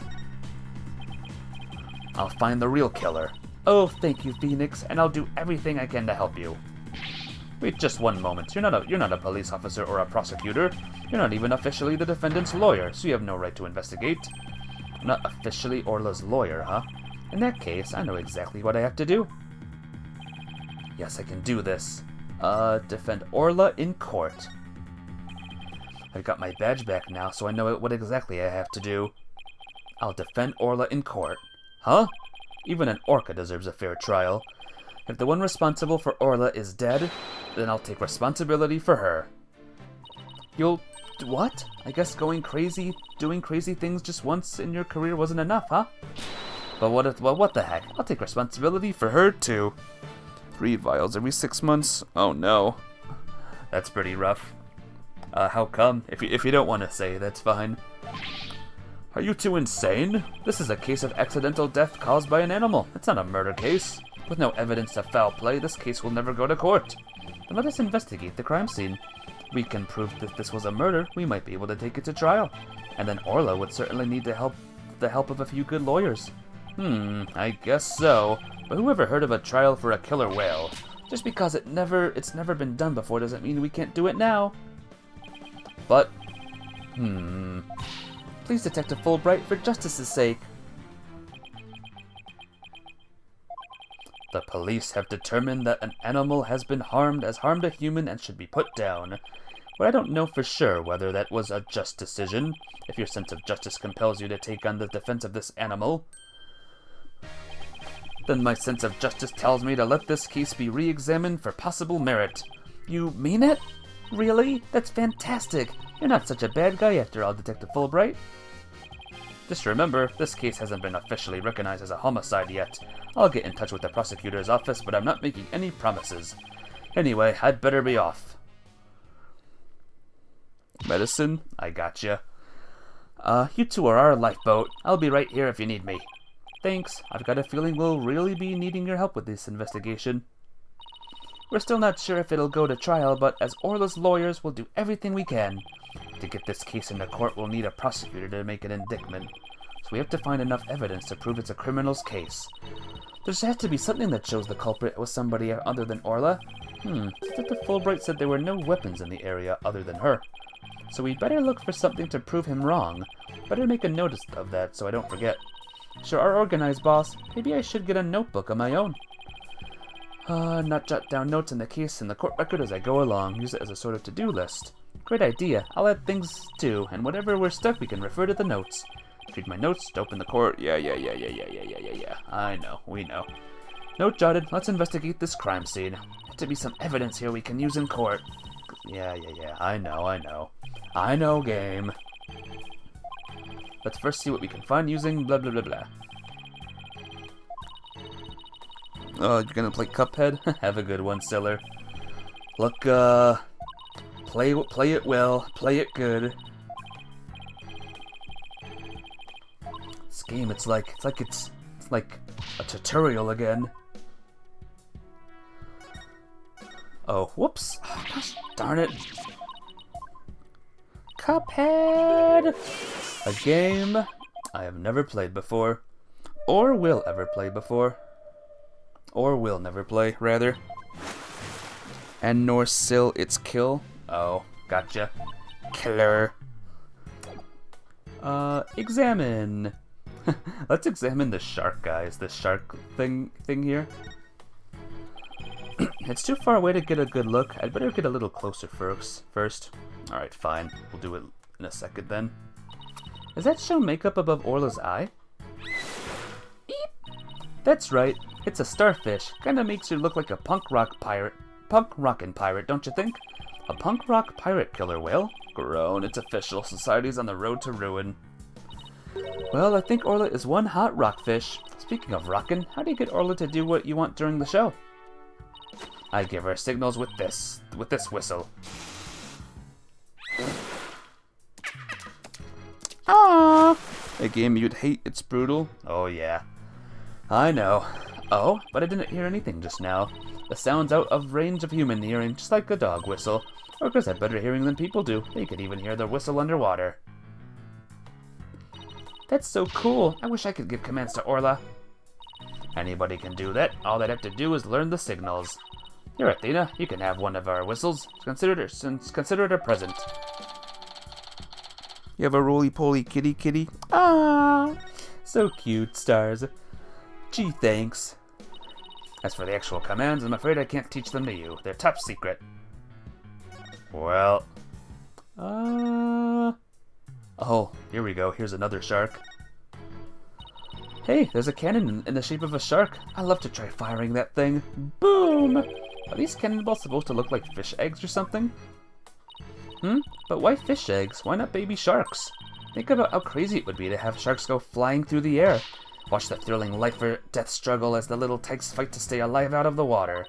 I can see it now. The drama, the mayhem, the whirlwind of teeth. A tornado of sharks? Not even Hollywood can conjure up something that insane. Yes, that is a reference to a certain show. Yes, we're all fully aware of it.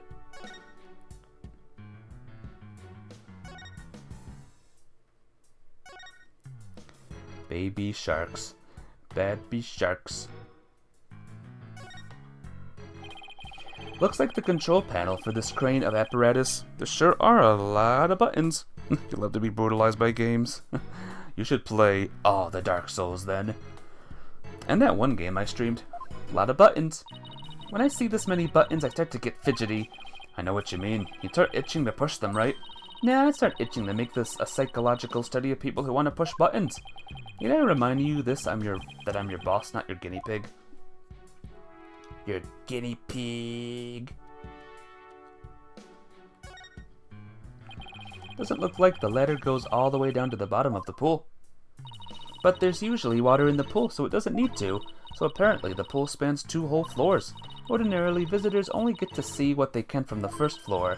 But they said on TV that they sometimes get behind-the-scene tours. It's expensive. I gotcha. Sounds like the Swashbuckler Spectacular show you recorded is really coming in handy.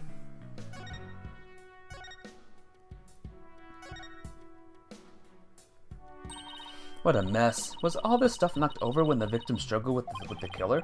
It's possible, but it would be hard to prove. Take a closer look, shall we? Alright, there's the body. So this is where the body was found, huh? If they suspect Orla, maybe they found some evidence of an attack on the victim. Orla didn't attack the captain, she loved him. The captain rescued Orla when she was little, after she got beached on the shore. He tried to release her into the ocean, but she kept coming back. I can tell Orla's sad about losing the captain, she's just not her usual chipper self. Orla must have really loved the aquarium and the captain. She's the only one around here big and strong enough to play with the big tough captain. Every day she made a point of headbutting him and stealing his hat. Yikes, guess you weren't kidding when you said the captain was a really strong guy. How about the boxies? Look at all this stuff scattered everywhere. I see some swords. I wonder if they have anything to do with the case. They're made of rubber. I doubt they could be used as a weapon. but I still bet if someone got whacked with one, it would sting a bit. Yeah, I guess it would, but I think I could stand the pain. Yeah, good for you. Oh look, there's a blow-up dolphin and an anchor too. Mr. Wright, are you even listening to me? Stop looking at those toys. Yikes, guess I've been caught red-faced. Ha ha ha, red-faced. Swords. Nothing else? Knowing me, I'm missing something critical and crucial.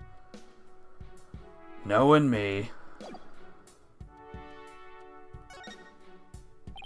Orla's not going to notice me from here. I better move around to the front. Stupid. Ball. Oh look, there's a ball in the water. Is that another prop for the show? That's one of Orla's toys. She plays volleyball with it. It's usually in the bin. Guess I must have forgotten to put it away yesterday.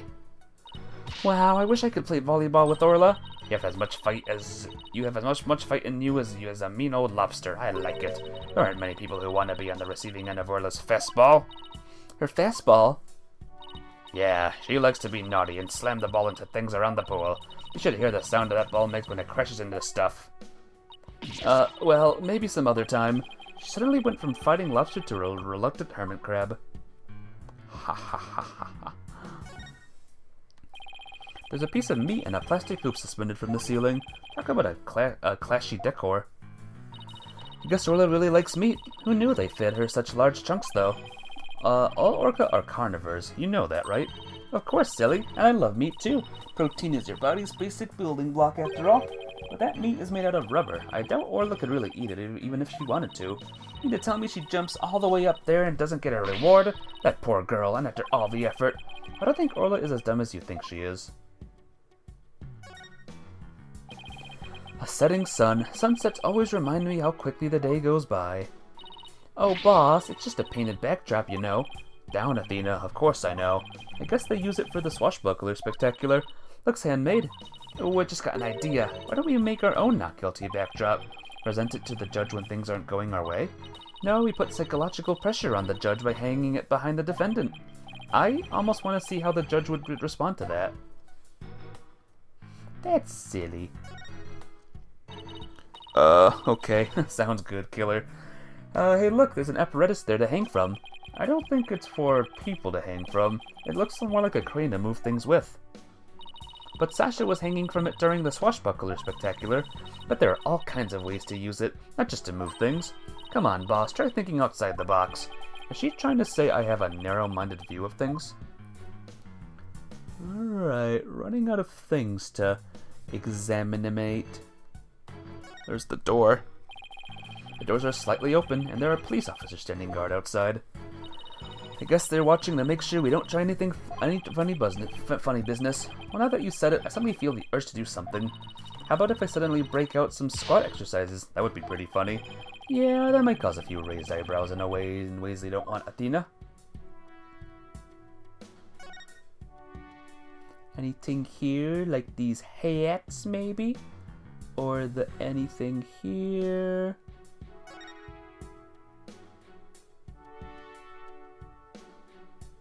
Octopus. Oh, good night, Mafia. Good luck with the final case. Thank you for stopping by, my friend. I'll see you tomorrow for more. Bye! Look at that huge octopus. That must be the show prop, too. One of its legs is missing, though. Wouldn't it be exciting to take on a huge enemy like that? I'd to give it a try myself. As a lawyer, that is. You know you have an insufficient number of limbs to cut off, to out-object it, right? Guess that's about it. Under different circumstances, I would have loved to see Swashbuckler Spectacular. The three of us always perform the show together. Me, Orla, and the captain. Today's show has been cancelled, but we could put on a little performance for you now.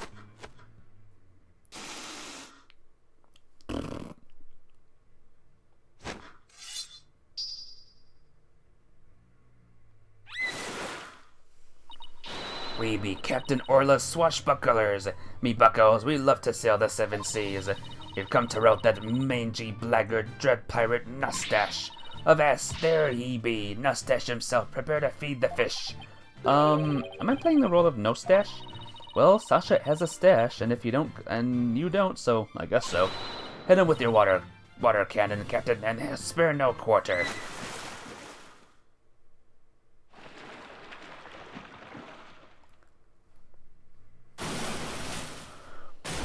Sploosh! Ag!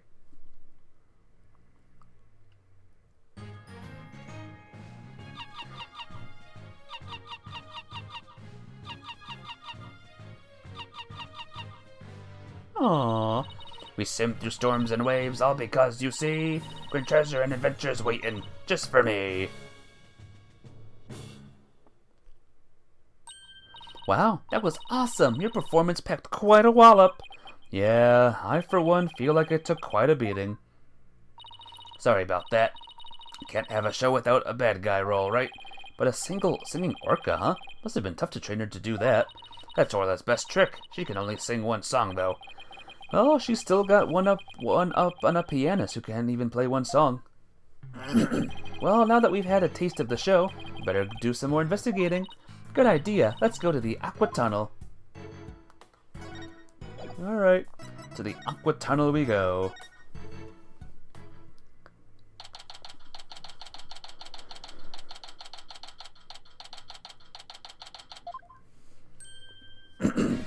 So, you all done investigating the pool already? We had a good look around, but now we're moving on to other areas. How is the police investigation going? Did you, say for example, find any other suspects besides Orla? Hahaha, wouldn't that be fortunate for you if we did, but no, I'm afraid not. And even more unfortunate for you, I'm afraid we found decisive evidence of the Orca's guilt. What? Please tell us more, Detective. Great. So what's this decisive evidence? Don't hold out on us now, Detective Fulbright. I'm very sorry, but I can't share classified information with the defense, especially not security footage that shows the moment the orca attacked the victim. Yep, I'm to personally see to it that this baby stays safe. It will never leave my side. Excuse me, but there's a call for you, Detective. I'll be right there. Sorry, guys, you know how it is. Well, he never said that he wouldn't leave its side, I suppose. Now, let's sneak a peek. Oh dear. What the? Is this supposed to be the moment Orla attacked the victim? Uh-oh. This little bit of footage doesn't prove anything. I agree. I believe in Orla and Sasha. Let's just continue with our investigation. Good idea. Huh? There's a sticker on this camera that says, "Return to the Pub O Danger." Guess somebody there manages the cameras. Let's check it out later. Sorry about that. Prosecutor Bleck will call to remind me to go feed Taka. So where were we? Oh, that's right. You two got any more questions for me? No, we're good. Thank you for leaking all your info. You fool. To the Pub O Danger, everyone!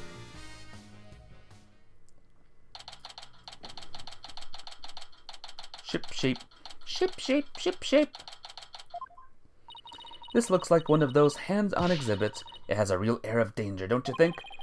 Oh, the banner does say it's the Pub of Danger. Let's see. According to the description, this room is a pub where pirates gather, explore, and interact with sea creatures. Actually, feel the electricity of electric eels and feed real piranhas. Experience the terror of the seas with these dangerous experiments. All of those sound less like terror and more like torture to me. Ahem. I thank you to keep it down there, Blue Boy. I'm conducting an experiment. Oh, wrong voice. Do not disturb me unless you wish to be zapped with an electric eel. My apologies, ma'am. Wow, she seems intense. Excuse me, but who are you? Before you ask others, shouldn't you give your name first? Basic manners, young lady. Oh, yes, of course. My name is... Never mind. I will simply call you Yellow Girl. It's easier that way. I am Norma de Plume. I am very interested in Shipshape Aquarium, and I am a frequent visitor here. But, I don't want to be Yellow Girl. You think I want to be called Blue Boy? Let's just see what she has to say. Alright, new person. You say you're interested in the aquarium, but you don't look like a staff member. Let's see. I've got it. You're so completely unrelated to this aquarium. That's some deductive reasoning there, champ. I am a visitor, a patron, a customer, a guest, and what might you be? I'm not a what, I'm a lawyer. Hey, that's what I was going to say. And I run a law office. Well, whatever you are, I don't have the slightest interest. Grr, just who does she think she is, boss? A visitor, a patron, a customer, a guest, remember? Why are you here? I thought they closed the aquarium and weren't letting members of the public in. Oh ho ho, but I have special permission, you see. And why exactly is that, if I may ask? Well, because of the heavens, I've said too much. Oh! Ha ha ha ha ha. I remember this. Psyche locks. Huh? Psychedelic rock? Cyborg clocks? What? No, Psyche locks. It's the power of the Smagatama. It gives me the ability to see the secrets locked away in somebody's heart. I can remove the locks, I can uncover their secrets. I didn't know you had a magical item like that. Looks like this lady knows something about what happened. I'll just use my Megatama and undo her Psyche locks. Huh? I can't see the locks anymore. Huh? The color of that stone looks different from before. That's funny. Maybe it's just out of juice? It can do that? Yeah, a certain girl I know poured her spiritual energy into it for me. Without that power, I can't undo the Psyche lock. No way! Oh. Why do I have to keep quiet about it anyway? I've never been any good at keeping secrets, but I did promise after all, so I guess I had better keep my mouth shut. Who did you promise what to? No comment, now go away. Just when I thought we could find out more about the case. Let's go try to find some other way. I'm sure we'll find something. Well, what are we gonna do now, guys? The thing is not working. Maybe we gotta go to the Aqua Tunnel. Yeah, there we go.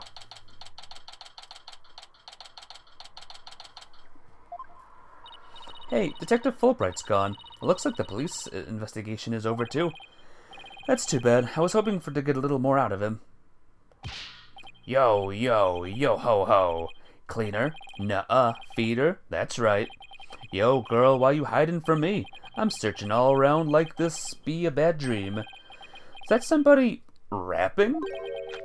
Rifle, yo, sometimes you make me so mad, but now that you're gone, I'm just so sad. Yo, Rifle just came back to me, we can be together and sing cree-cree-cree. What's with this guy rapping and making strange bird sounds? Oh no. Rap music, guys. My least favorite. Yikes, who's there? You didn't hear me rapping, did you? Yeah, well, maybe. Look, just do me a favor and pretend you didn't hear nothing. Fine by us. And who might you be? I'm Marlon Rhymes. I'm an animal keeper here. But the aquarium is already closed today. At least, I'm pretty sure it is. Pretty sure? You don't sound too certain. Oh, are you new here or something? Wow, yeah, that's right. Pretty good guess. So who are you guys? I'm Phoenix Wright. And I'm Athena Sykes. We're lawyers and we're going to represent Orla by taking her case to court and proving she's innocent. Are you serious? You want to defend an orca in court? Oh, but if you're here for Orla, that must make you friends of Sasha's. Sorry if I came across rude. Sounds like he's friends with Sasha. Sometimes when I'm by myself, I like to rap to pass the time, especially when I'm around the animals I love. Oh, I love animals too, especially marine creatures like dolphins. I like marine creatures too, but just the ones you can eat. Yeah, well, people who like animals are good people. That's what I always say. If there's anything I can do for you too, just say the word. I just start working here though, so I don't know how much help I can be. Mr. Rhymes seems pretty friendly. Yeah, friendly and agreeable. For how long? So, what exactly do you do here as an animal keeper? Mainly I clean the place and feed the animals. Wiping all the glass takes forever. Sheesh.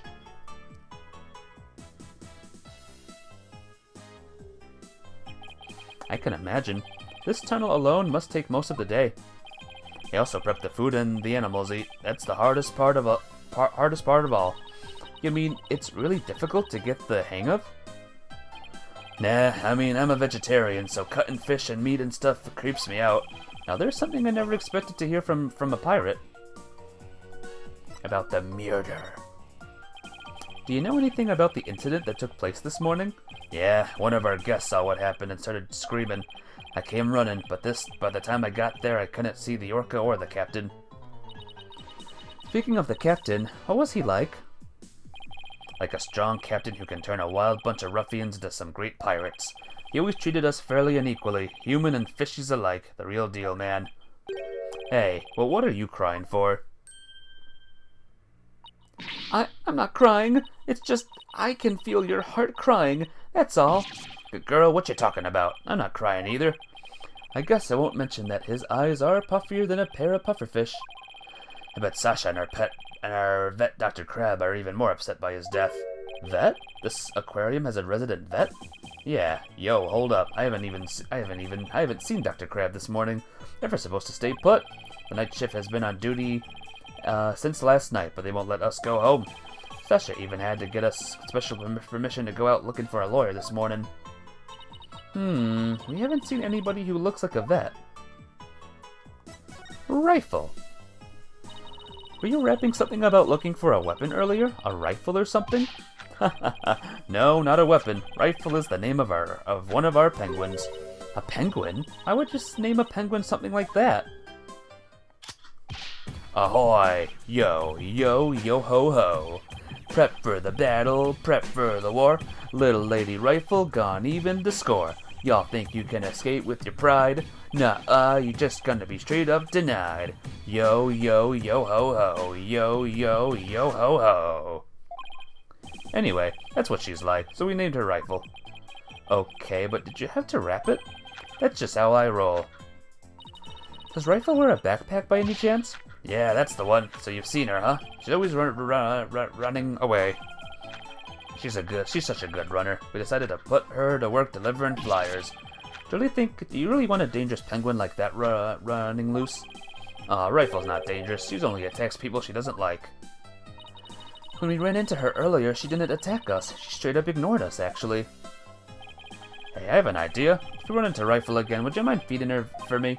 She didn't come back to the pool at feeding time like usual, so I've been looking for her. She loves the smell of fish, so she might come to you over if you have some. Oh, I would love to feed a penguin. That'll be okay, right, boss? I don't mind, as long as you carry the fish. Pew, it smells so fishy. Really? What a shocker. Oh yeah, besides Rifle, I've been looking for Small Fry, too. Small Fry? Is that another penguin? Nah, she's a friend I made. A high school girl. She went off looking for Rifle somewhere and hasn't been back. Is she your girlfriend? What? Nah, no way. Sasha is the one So you like Miss Buckler, do you? Well, I really respect her, you know? We have different tastes in music, but I admire the way she lives her life. Not like I like her. It's more complicated than that. I'm pretty sure that all adds up to like. She tries to put on a brave face, but I think the captain's death is hitting her hardest of all. After all, it was her human show partner that got killed by that orca. So you think Orla really did it? Well, I can understand how Sasha feels, but she's the only one of us who doesn't think the orca did it. Oh, I see. I guess it isn't easy to believe in somebody who can't even speak up for herself. Anyway, let me know if you see Rifle or Small Fry, okay? Small Fry said she was gonna go check the orca pool. Maybe we'll head back there then. Who the heck is Small Fry, guys? Maybe we'll see her soon. Huh? There's something on the left side of the pool that wasn't here before.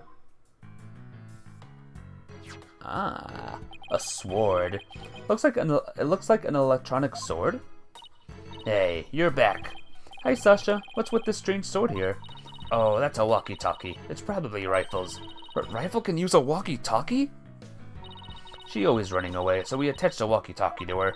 We can hear the sound around her, we can usually guess where she is. But not if she drops the walkie-talkie on the floor.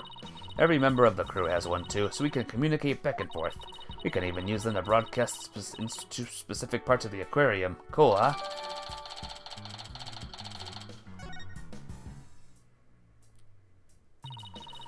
Well, if Rifle's walkie-talkie is here, then Rifle might still be here too. Rifle, come on out. Or come out, wherever you are. Splash! Eek! Fweet! Are you okay? You have to be careful around pools or you might slip right in. I'm more afraid of my heart jumping right out. Hey, who's that riding on Orla? Isn't that Rifle? Hey, you're right. Come here, Rifle. Arrgh, she's ignored me again. Why doesn't that penguin like me? Grah! Now you've scared Rifle away with all that yelling. Well, I'm not giving up. I'll make that penguin like me if it's the last thing I do. Hey, get back here, you little pipsqueak! Oh, Oh, sorry, Rifle, but at least you seem all right. there she is. She's back again. Oh.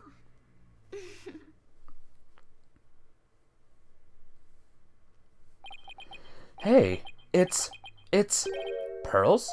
Oh, Mr. Nick, I haven't seen you in ages. Could Pearls be the small fry Mr. Rhymes was talking about? Congratulations on your return to lawyering.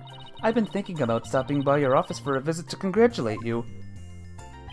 This is Pearl Fay. I call her Pearls. She may dress a little funny, but that's because she's a spirit medium, a real prodigy with great power at that.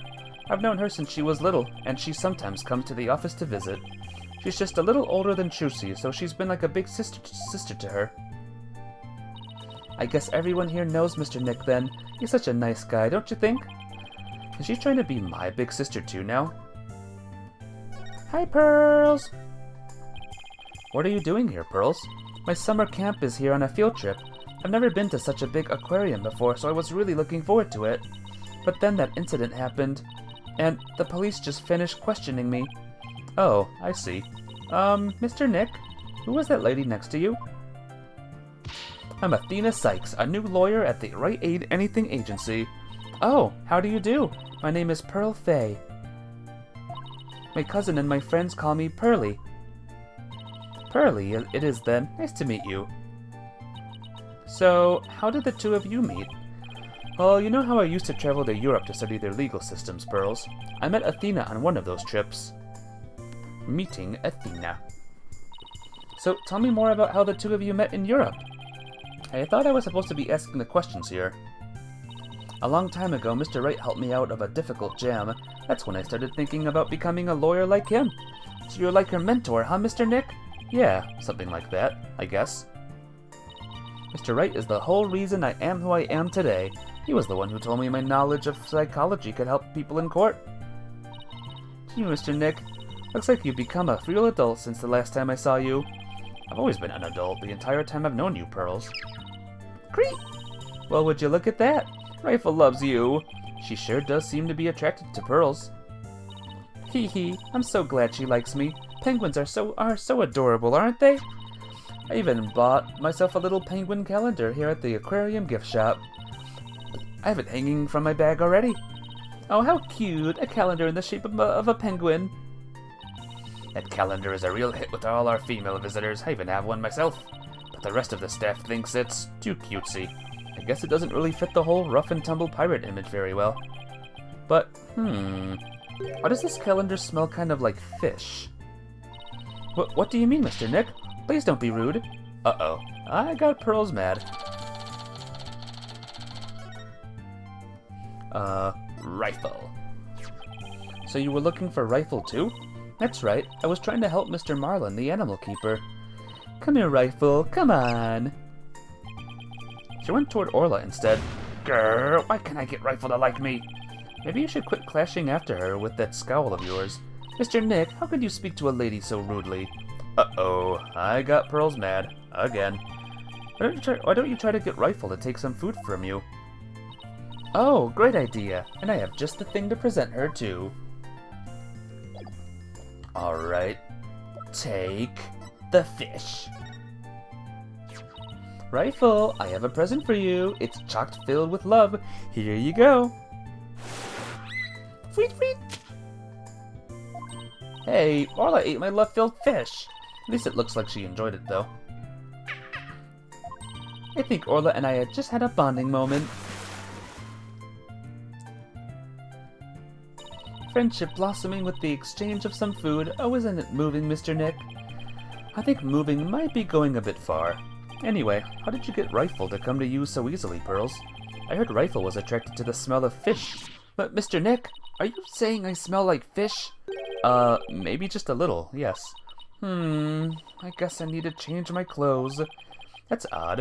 I wonder why Pearls does smell like she's holding a bucket of fish. Orla doesn't usually want to eat at this time of day, and we've even been giving her more food than normal at our regular meal times lately. Huh. Is there something wrong with Orla's feeding habits lately? Yeah, something's weird. The new guy, Marlin, feeds all the other animals besides Orla, but the captain and I, her trainer, are responsible for feeding Orla. It was the captain's turn to feed Orla this morning. But Orla keeps coming to me and signaling she's still hungry. She wants my fish chock-filled with love. How long are you going to keep saying that?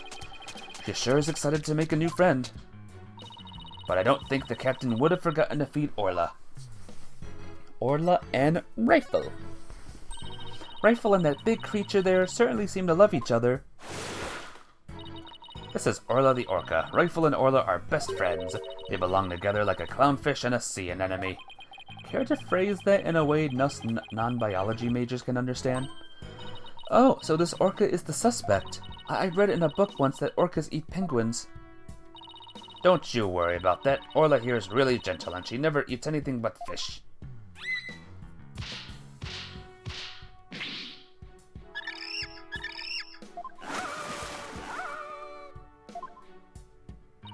She's an old sweetheart. As a matter of fact, she even tolerates Rifle picking on her. It's true, she does seem very gentle. She hardly seems like a killer whale. As lawyers, we have to do everything we can to save this beautiful, gentle creature. Wow, you're going to defend her in court? She's quite the defendant, isn't she? She's the biggest defendant we've ever had. Literally. Oh, Pearls, I have a big favor to ask. What is it, Mr. Nick? It's about my Magatama. Its spiritual power seems to have vanished. Oh, that Magatama brings back memories. I remember pouring my spiritual power into it.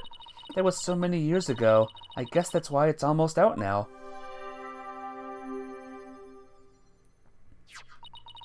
There you go, Mr. Nick. It should be fine now. Thank you, Pearls. Now I can break Psyche locks again. Hee hee, I'm glad I could help. Well, I think I'll go find Mr. Marlin now. I have to bring Rifle to him.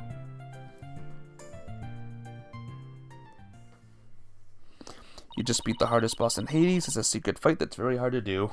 But you beat it. I bet you feel great. Killer. Feel awesome and amazing and mighty. Pearly sure seems right at home at this aquarium.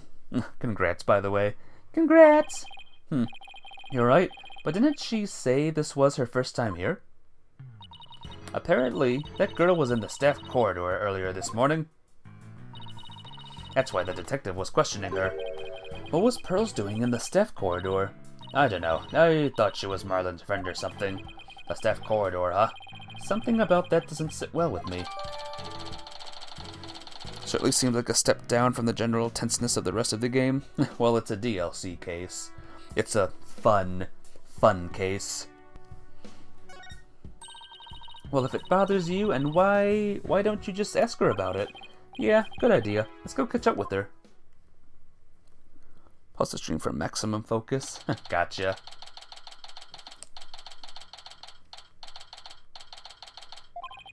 Looks like Mr. Rhymes and Pearls are talking. Ahoy! Base Small Fry was so clutch with the assist. Rhymes and Rifle reunion a tail ending in bliss. Now Animal Keeper Rhymes ain't gonna get cut. Mad prop Small Fry, this case is now shut. Yo, yo, yo ho ho. Hee hee, it was my pleasure. See you again sometime, Rifle. Cree! Okay, let's go, Rifle. See ya, Small Fry. Oh, Mr. Nick, I didn't see you there. Hello. What's your relation to Rhymes? Hey, Pearly, you and Mr. Rhymes seem to be really good friends. Could you tell us more about your relationship? Well, Oh! It's happening again. Pearls? Why do I see a psyche lock? I'm sorry, Mr. Nick, but I really shouldn't talk about it. I don't really feel right about digging into Pearls' affairs. But she was here at the aquarium at the time of the incident. Whatever she's hiding could help us in court. Sorry, Pearls, but I'll have to use my Magatama on you. My Magatama X on you.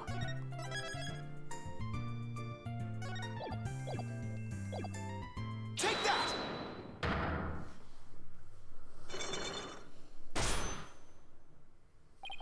A psyche lock. A lock on a person's heart that only I can see. The deeper the secret is hidden, the more locks there will be. Pearls only has one lock, so I should be able to undo it fairly easily. But if I make a mistake, I'll be locked in a loop and I won't be able to move forward. Okay, time to give it a try. Relation to Rhymes. Pearls, you have to tell me about your relationship with Mr. Rhymes. Relationship? There is no relationship between Mr. Marlin and me. We're just a visitor to the aquarium and an animal keeper at the aquarium, that's all. But there are areas where ordinary visitors to the aquarium don't get to. You were here before the incident occurred, weren't you? The staff corridor. I think, right?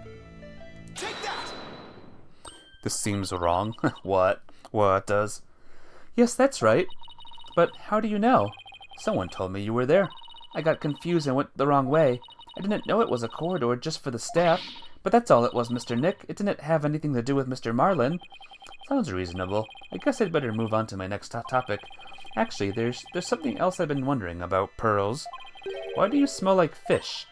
Fish? What makes you think I smell like fish? Well, there's a certain someone who convinced me it wasn't my imagination. Riffle. Take that! Rifle?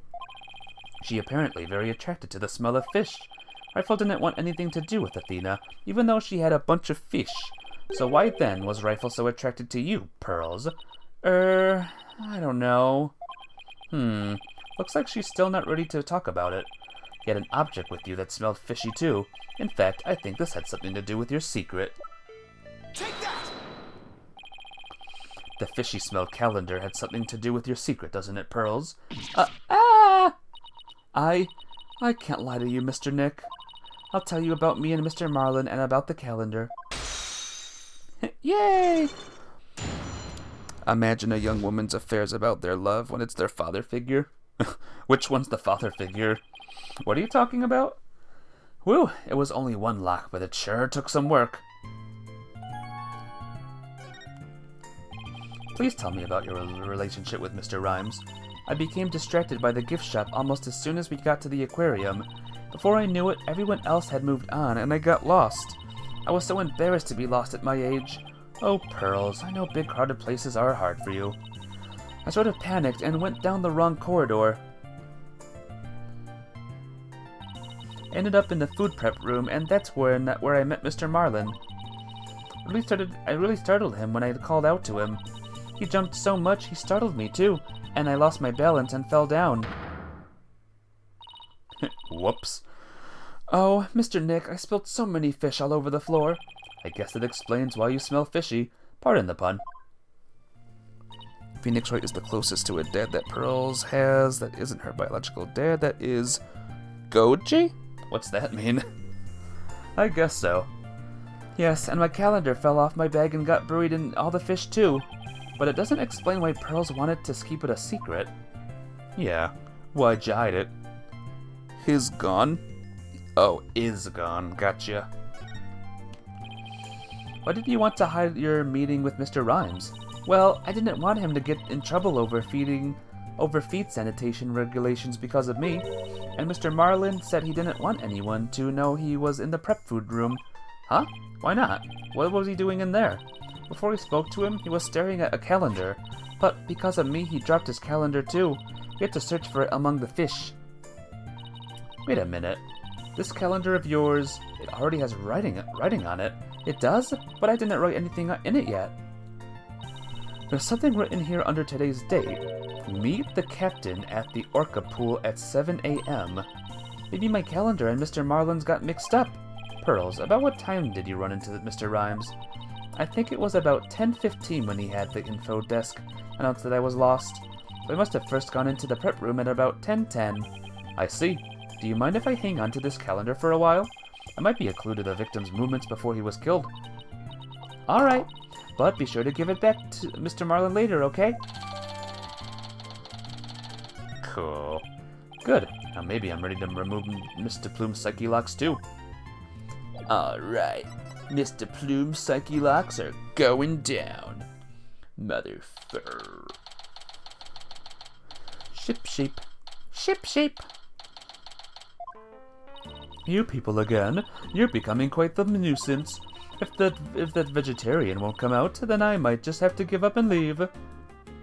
Vegetarian? Is that the Dr. Crab Mr. Rhymes was talking about?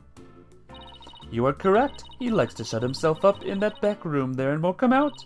I don't think he's even in there today, so I'm about ready to go home.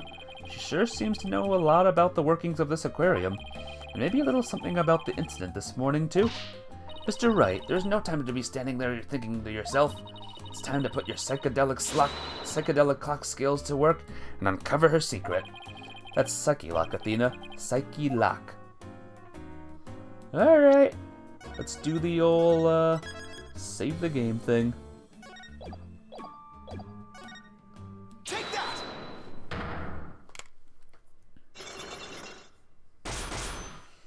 And here we go. Mr. Plume, I want you to tell me the secret you're hiding. I'll do nothing of the sort. It would mean breaking my promise. I don't know who you made this promise to, but you will tell me. You're not an aquarium employee, and yet here you are, after the place is closed. That must mean you're connected to the incident involving the owner somehow. Oh ho ho! You don't know anything about any incident involving the owner? No, I think you do. I have a piece of evidence here that suggests you do know something. Be right back.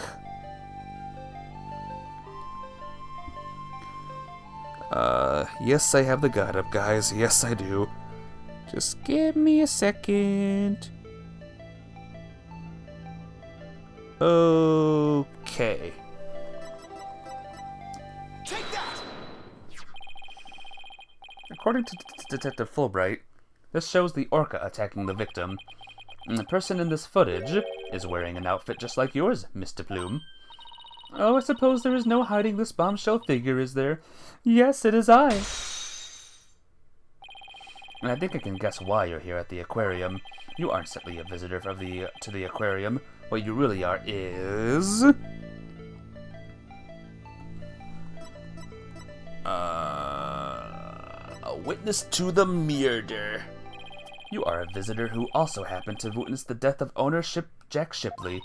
That is Oh, I want to say it, but I promised the police. It's not good for you to keep things inside, you know. I'm sure you'll feel much better once you get it all out. I give up. I'll tell you everything. Yay!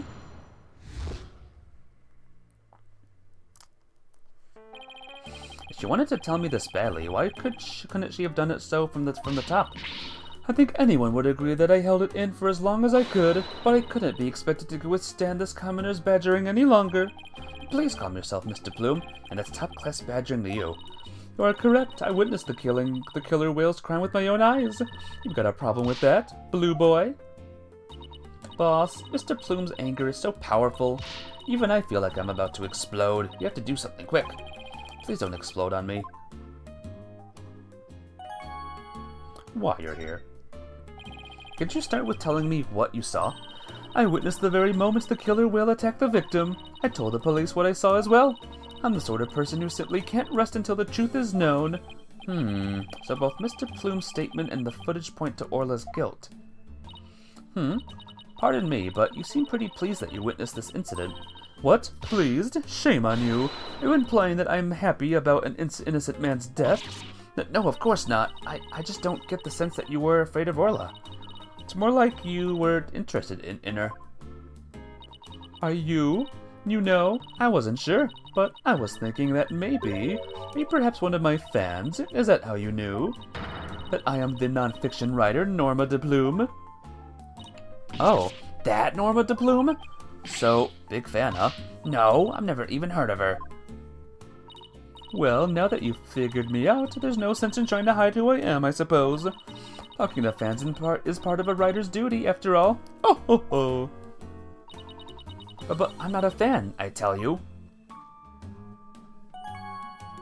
Non-fiction writer. So what exactly have you written, Mr. Plume?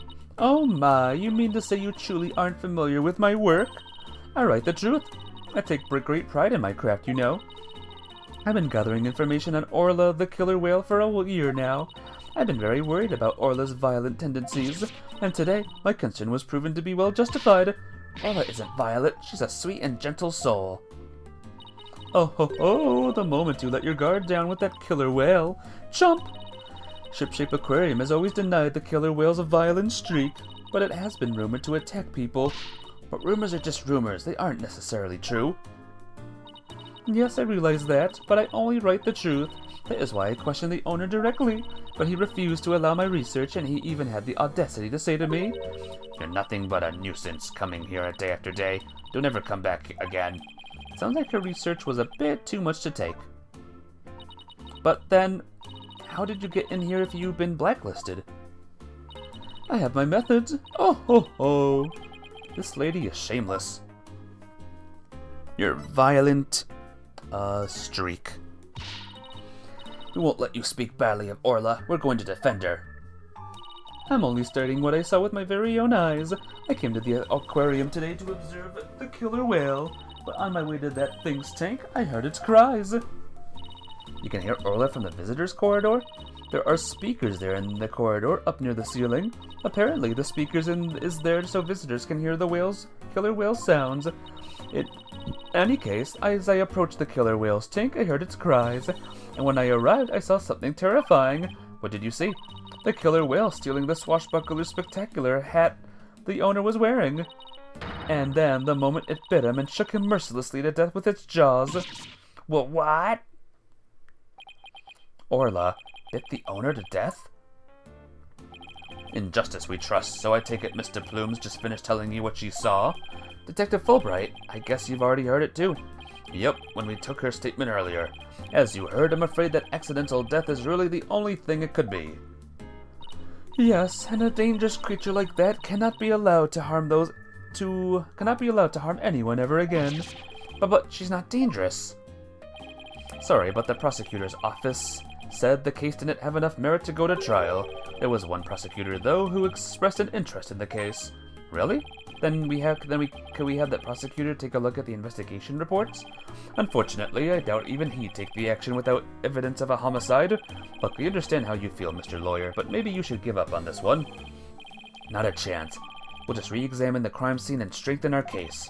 Well, if that's your version of justice, I won't stop you. Won't rest until we find proof it wasn't accidental death, Detective. You'll see. Let's go, Mr. Wright. Time to check out that crime scene one more time.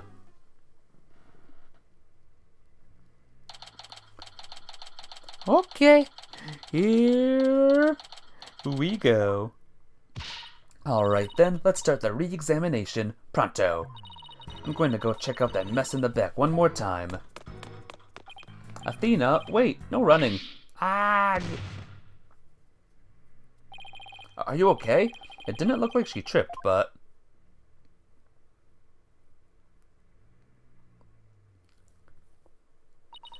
Groan. I slipped. Wheat? Huh? Orla? What is it, girl?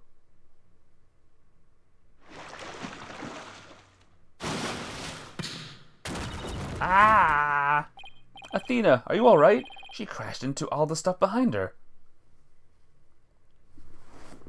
Hello. Never. Hang on, let me read that name properly. I have the guide up again. Never mind, Belle. I do remember ya. Welcome back. How have you been? I haven't seen you in a while.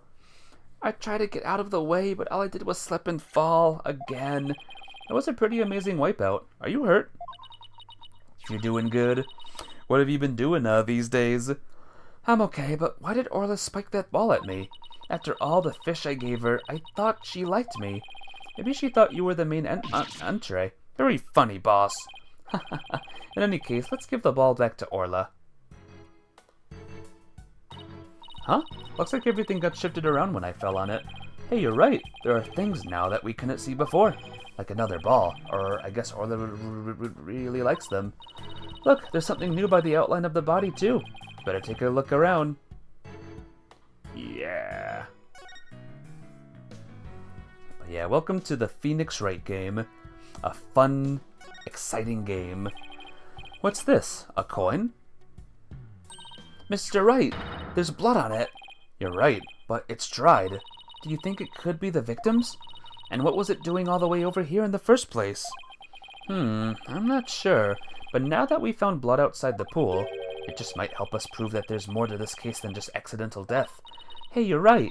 Orla certainly can't leave the pool after all. Speaking of coins, take a look at this. There are a few coins around the body here too. You're right, boss, but where did they go? They aren't here anymore. You don't think somebody picked them up, do you?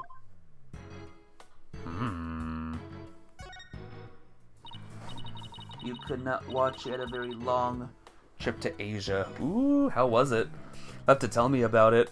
Like, when you can. I bet it was crazy. Hey, look at this mark on the floor. What do you suppose it is? That's where we stand. That's where we stand when we want to play volleyball with Orla. Volleyball, huh? Yeah, if we stand there, she'll spike the ball right at us. So when Orla spiked the ball at me earlier, that was one of her tricks. It doesn't mean she hates me. It was good. Awesome. Nah, she wanted to play with you. She loves volleyball. She used to play with the captain all the time. Aww, Sasha looks so sad. Okay, time to snap out of it. This is no time to be all dejected and mopey like a blobfish. That's right. Time to put on a smile and stay strong, right? What's a blobfish? Or do I not want to know? What's a blobfish, guys? We went to Japan, China, and USA, and yes, it was cool. Oh, that's awesome. You know what I like about this game? I like that this particular case is all pirate themed. As a fan of pirates, I'm very happy about that. And that's my compliment of the game. Oh no, that child is hurt. What? Call an ambulance. Hey, it's just a dummy. It is? Oh, I mean, of course it is. I was just testing your response to an emergency. Well, I guess we just found out that you don't bluff well under pressure. Grr, I guess I'll just have to keep practicing then. Wonder what that dummy is for anyway. Oh, that. We use it to train Orla. It's smaller than a human, but it does the job. Some of our tricks can be pretty dangerous, so Orla practices them on the dummy first. Nice. I'm glad you liked the compliment. Forget the tricks, those bite marks look pretty dangerous.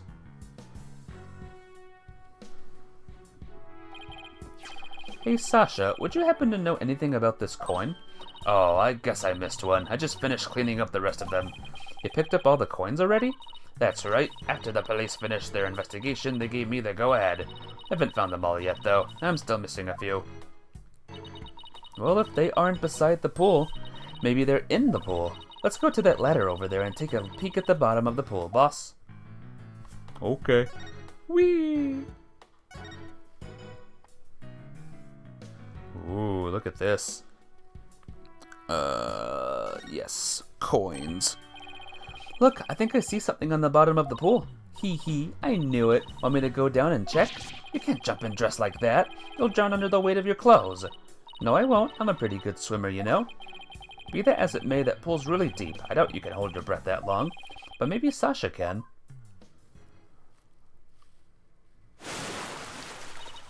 Woo! Phoenix, look at all these coins I found at the bottom. Thanks, Sasha. So there really were more of them down there, huh? We seem to be finding them all over. I wonder how many there are altogether. Including the ones I put away, there are 300 of them. They're for the show. Sounds like they'd be heavy.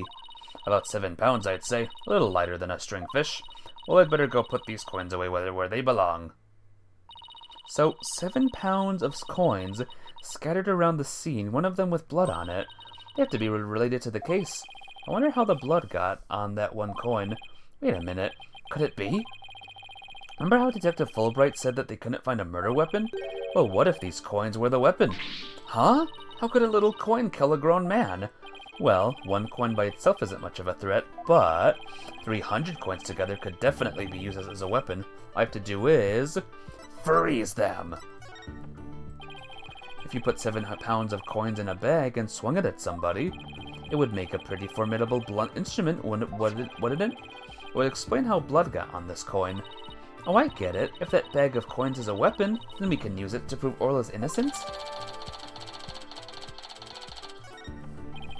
But I don't see anything resembling a coin bag around here. Maybe the killer took it with them. Yeah, it would certainly make it look like Orla did it if they did. You know what I think, Mr. Wright? The bloody coin alone should be enough to prove this might have been a murder. I agree. It shows the possibility of a human killer rather than Orla.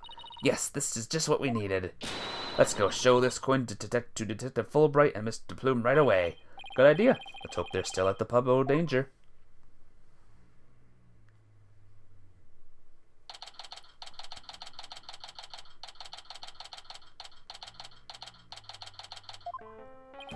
Oh, you're back. So did you find anything? Of course you didn't. Remember, even if you don't succeed, it's the effort you make that's important. Is he trying to console me? Let's show them the evidence we found, the ones that point to a human culprit. Right, because we won't let Orla be put down. Present. Whoops. I have no interest in looking at meaningless trifles.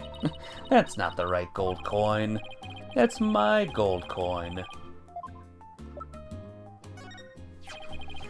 Please take a look at this blood-stained coin. Eek! Cease and desist at once. What kind of man shows up lady blood? Irk, she doesn't have to be. She just doesn't have to get so worked up. What are you terrorizing this lady with? Come on now, let's see it. We found this coin beside the orca pool. We did see a large number of coins besides the pool, but not one with blood on it. We just learned that there's 300 of these, weighing about 7 pounds in total. Now, what do you suppose would happen if a person was assaulted with that many coins? What? So you're saying the coins might have been used like some kind of blunt weapon? If the blood belongs to the victim, then yes, it's entirely possible. But I wouldn't call it decisive proof that the real culprit was human. You wouldn't? Why not? Because there'd have to be something to put the coins in to make them into a weapon. Without that something, it's just not going to be enough to pass muster. But I will say that your theory does seem to warrant further investigation. I'll call the prosecutor's office and ask to re-investigate from a possible criminal angle. You will? Thank you very much. I really hope Detective Fulbright can convince them.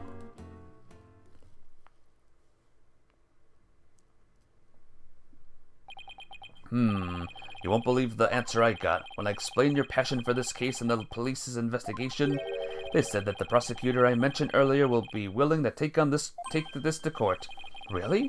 So does that mean a new suspect has emerged? No, I'm afraid not, to be frank.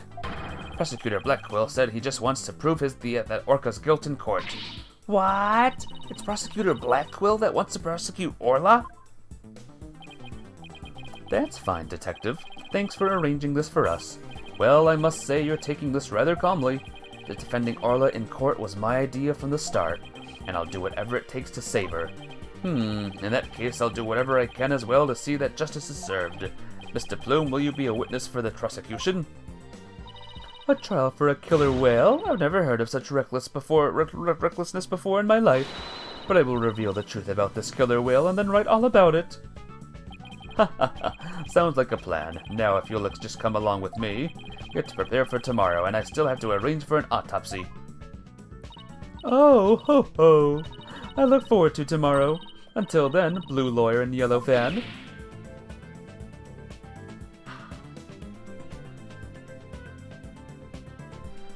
Well, thank you, Phantom. I am not a fan. Well, at least we managed to get the case to go to trial. But how in the world do we defend an orca in court anyway? To be honest, I'm not really sure myself. Plus, Mr. Plume said Orla bit the victim.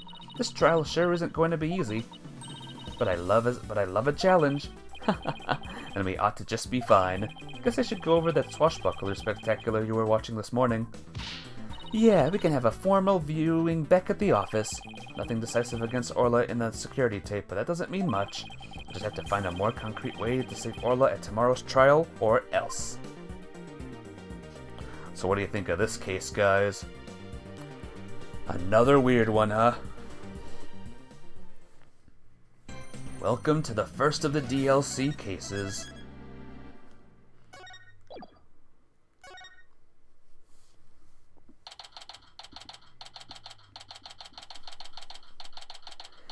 And here we go.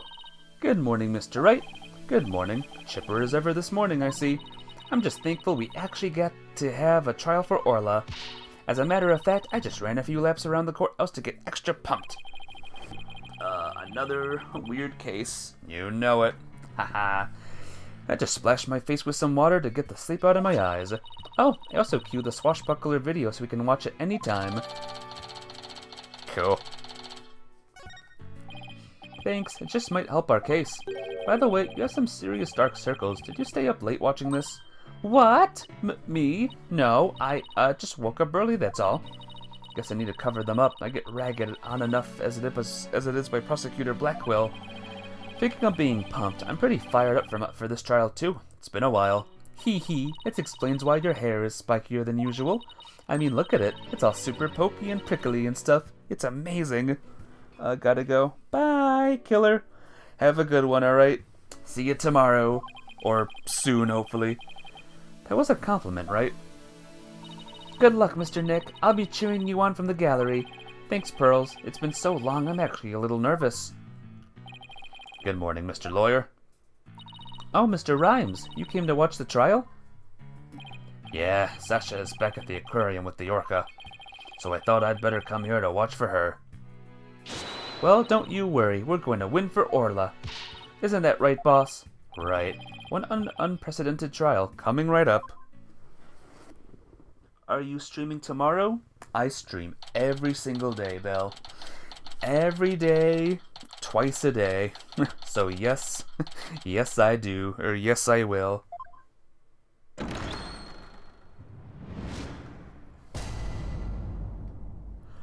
All rise. Court is now in session for the trial of Aura Shipley. The defense is ready, Your Honor. Must we waste words on this? Prosecutor Simon Blackwell, known as the Twisted Samurai, is a prosecutor who's also a convicted felon. They say he never conducts a trial without his loyal hawk Taka by his side. Mr. Wright, it's been quite a while since I've seen you like that. The lawyer image shoots you. You look younger somehow. Thank you, Your Honor. And you look as young as ever yourself. Ha ha ha. Well, I have to keep up with you folks after all. By the way, has the defendant arrived in court yet? Surely you jest your baldness. Did you not receive the memo? The defendant, Aura Shipley, is an orca at Shipshape Aquarium. You might watch tomorrow because you're going to a friend's house, so peace. Alrighty. So, thank you for coming, Bella. It's good to see you again. After all this time. Have a good one, and I'll see you soon. An orca? Yep, an orca. Arrangements for this trial were made only yesterday. I didn't have time to pre-review, but an orca as a defendant? It's patently absurd. Bye! See ya. Direct your comments to the defense. He's the absurd fellow who insisted on defending the orca in court in the first place. Absurd or not, I will carry out my duty to defend my client. Your duty to defend your crying aunt? Don't you mean your crying orca, Mr. Wright? If we are to proceed, we must treat the orca as we would any other defendant. Every soul, be it man or beast, is one of equal value. The question is whether that soul is painted in black or white. Take Taka, for example. He is as human in spirit as you or I.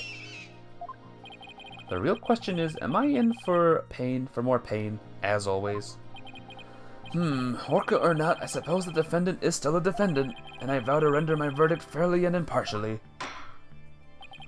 Now then, Prosecutor Blackwell, your opening statement, if you would.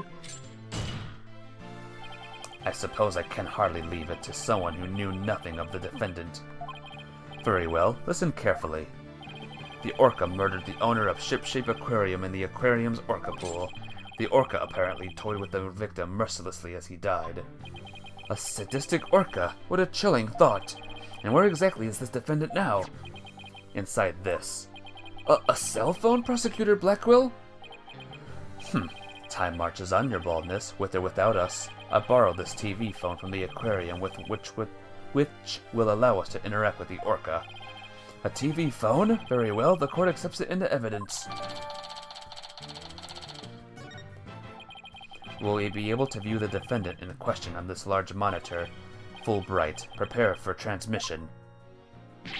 Ha ha ha, you got it, Prosecutor Blackwell. There she is. We will proceed with the defendant on telecast. So that is the orca that stands accused, is it? Aw, she's waving her flipper at us. Maybe she's cheering us on. Orla, with wish Phoenix and Athena luck. Oh, it's quite cute, isn't it? And this adorable creature is suspected of killing a man? Orla's really pouring on the charm, huh? She is far from cute. She is a violent, reckless animal. That's right, the name's Bobby Fulbright, and I'll take over the explaining from here. Now if I could direct your attention to this diagram of the crime scene. Following the report of an orca attack, we, the police, raced on over to Shipshape Aquarium. There, we found a guest who says she saw the orca and the victim from the visitor's corridor. As the witness was watching, the orca suddenly went crazy and attacked the victim. The orca was the only one there, therefore no one else could have committed the crime. It's not quite finished, but I'd have a portion of the autopsy report here. Instant death from a brain contussion. There are signs of blunt force trauma all over the body. I can't imagine the terror of being attacked underwater by such a large creature. But attack it did. Prepare yourself for the grisly details, your baldness. The prosecution moves to introduce our witness, Fulbright. You got it, Prosecutor Blackwell. In justice we trust. One brave lady whose fine sense of justice compelled her to speak, coming right up. How dare you make me wait? Don't you know I'm a busy woman? I could have written an entire book for all the time I spent in that lobby. Prosecutor Blackwell? Well? I am Norma DePlume, and I am a non-fiction writer. Am I the only one who isn't telepathic here? Looks like she can read into people's words just as well as I can read into people's hearts. Not everything needs to be a competition, Athena. What? Norma DePlume? The great non-fiction writer, Miss Norma DePlume herself? I've read all of your works and enjoyed them immensely. Your million-seller, The Great Grief of the Great Thief, is one of my favorites. Oh, are you a fan, Your Honor? I could give you my autograph if you'd like. Wait a second. I could swear you look much different in the photos in your book. Well, I used ones from 10 years ago in my book so that the paparazzi won't harass me. The judge seems so shocked. The visual disconnect must really be doing a number on His Honor's head. Can we get started, please? If I find you to be lacking as a judge, you will see your debut in my books. Such harsh comments. You really must be the real Norma DePlume. Who knew Miss DePlume was so famous? Enough jabbering. Tell the court what you saw and keep it brief. I would thank you not to order me around. I am perfectly willing to tell everyone what I witnessed. It was the moment of the murder. Very well then. Please proceed with your testimony.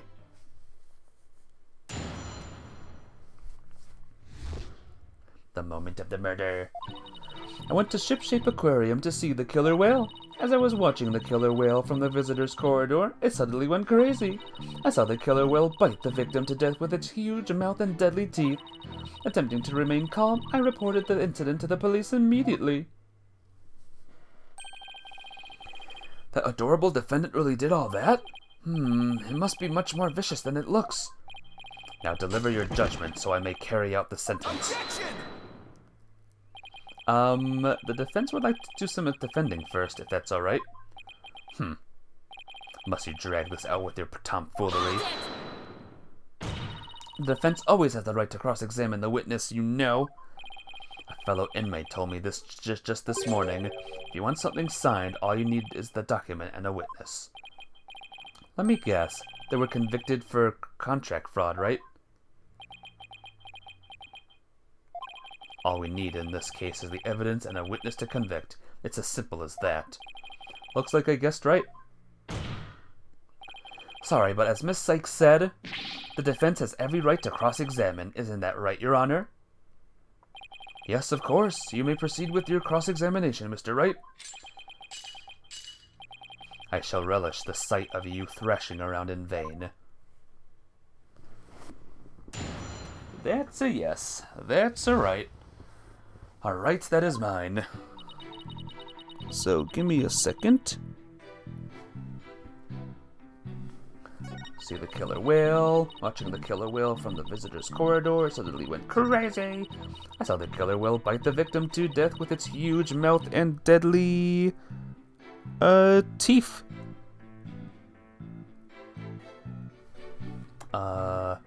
Here. I should save the game first, though. Just in case guide is wrong.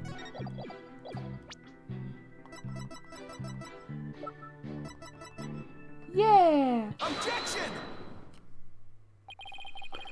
It would seem that you are mistaken, Miss de Plume. I beg your pardon? The autopsy report does indeed say death through thought to be the result of orca attack, but the actual cause of death is contussion from head trauma, not being bitten. What? But, I'm sure the victim was bitten. I don't believe that can be true. The security footage doesn't show anything of the kind. Just as I suspected. I knew you would peek at the footage behind Fulbright's back. Well, what did you expect when he wouldn't play nice and chair? But unfortunately for you, the footage you saw was only one small part. Huh? Yesterday, after I decided to take this case to trial, I re-reviewed all of the evidence. Taka, the evidence I gave to you for safekeeping.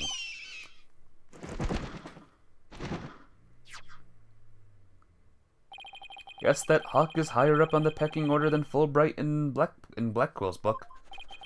Very well, let's view the footage. Oh. What's this? The orca is biting the victim. No way! That's not good. I have to say that this appears to be a very damning evidence. Not good. No, I can't believe Orla really bit him.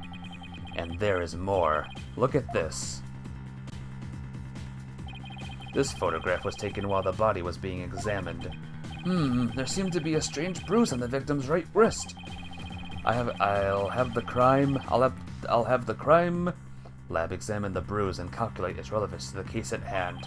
What's important right now is evidence that points to the orca as the killer. Look at the left side of the body. See the orca's tooth marks in the victim's clothes? Yes, they do appear to suggest that she did, in fact, bite the victim. Oh dear. I told you so. And then the killer whale swam up toward the surface with the victim in its mouth. Objection! However, in the autopsy report, the cause of death is contussion from head trauma. Objection! You are much too impetuous, Wright Dono. Granted, the orc biting the victim was not the cause of death. The witness was mistaken about that. Then what explanation is there for what the witness saw? Did I not say in the beginning the orca toyed with the victim mercilessly? But my goodness! After killing the victim, the defendant swam around with his dead body in her mouth. Just like any other predator toying with its prey. Nah. But Mr. Wright, the hearts of the people in the gallery are suddenly filled with fear of Orla. So the defendant bit the victim after she had killed him. But if that's the case, then we must still figure out how the defendant killed the victim. Prosecutor Blackwell, do you have a sound theory to give to this court? I wouldn't be standing here if I couldn't prove whether the orca's heart was black or white. But Orla is black and white. Her body, I mean. Athena, please try not to provoke Prosecutor Blackwell. This witness also observed the actual moment of the murder. Think back, word mistress. Think back to what you observed before the orca bit the victim. Ah, I see what you're driving at. So that was the true moment of the murder, was it? Now explain it in a way that even these simpletons can understand. There you go again, ordering me around. Stop that this instant. But whatever, I don't mind telling my story. I saw the killer whale before it toyed with the body as well. I saw it the moment it killed the victim by headbutting him.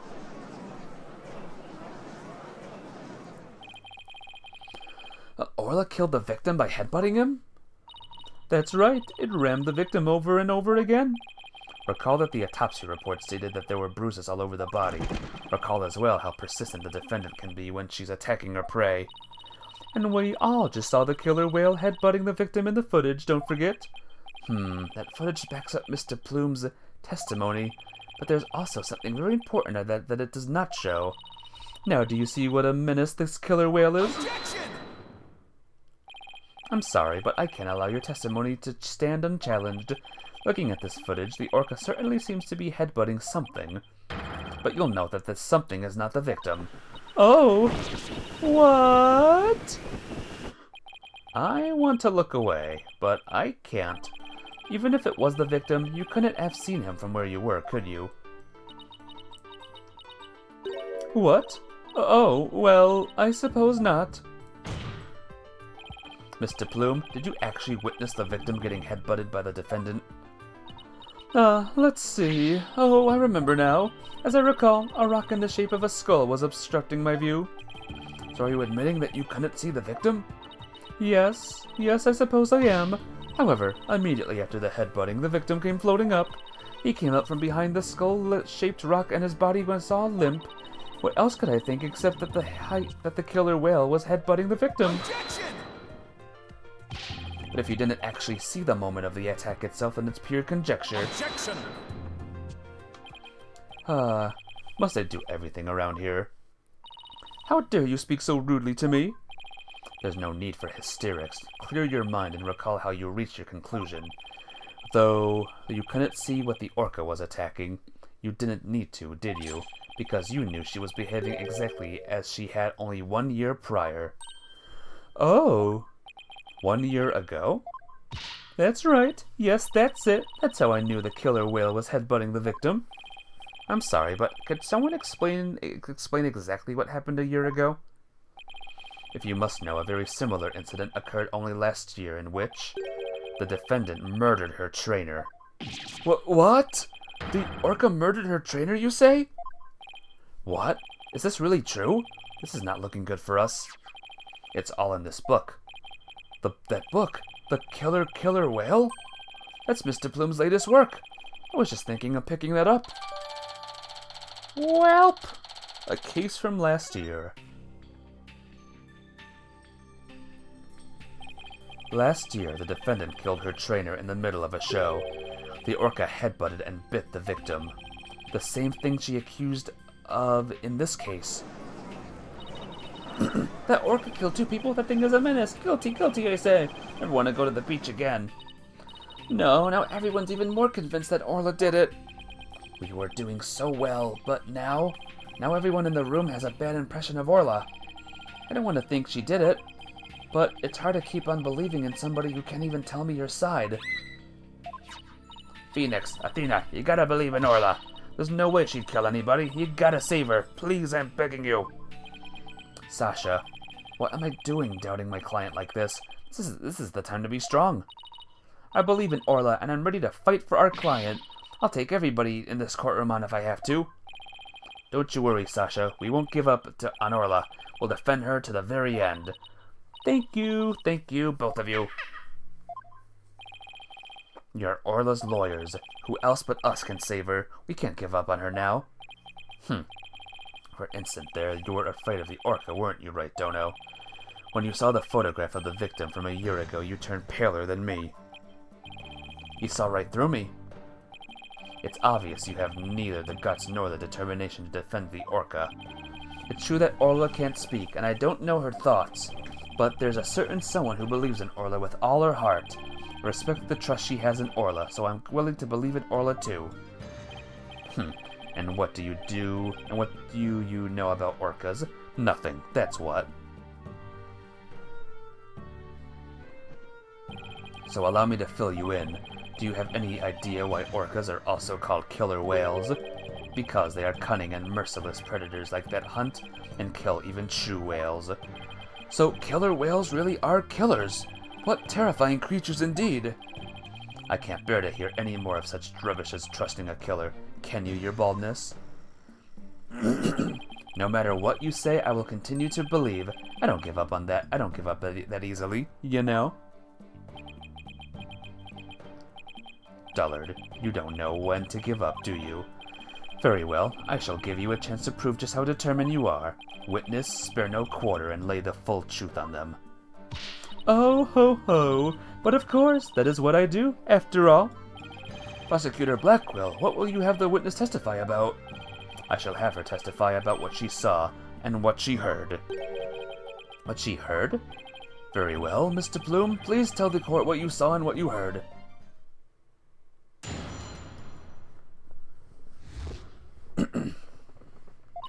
The killer whale's behavior was exactly the same as a year ago. As I approached the pool, the killer whale suddenly started singing. I was calm when I saw it start to headbutt, but when the pirate hat and the victim came floating up, I let out a scream. Ah.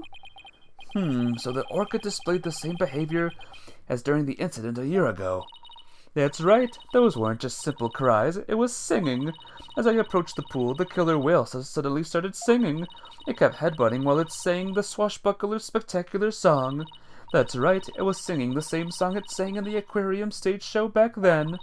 It was singing while it was headbutting. Oh, it was perfectly horrible. I don't see a single obvious inconsistency in this testimony. It's clear I won't be able to take apart her statements with evidence alone. Mr. Wright, now would be a good time for me to put my skills to work. It's time to show what analytical psychology can really do. You seem pretty confident. Let me guess. You notice a contradiction between the testimony and her emotions? You bet I did, and once we expose it, we just might be able to crack her. No, scratch that. Make it. We'll definitely be able to.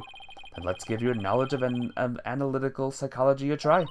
You got it, boss. A complete analysis of Mr. Plume's heart coming right up.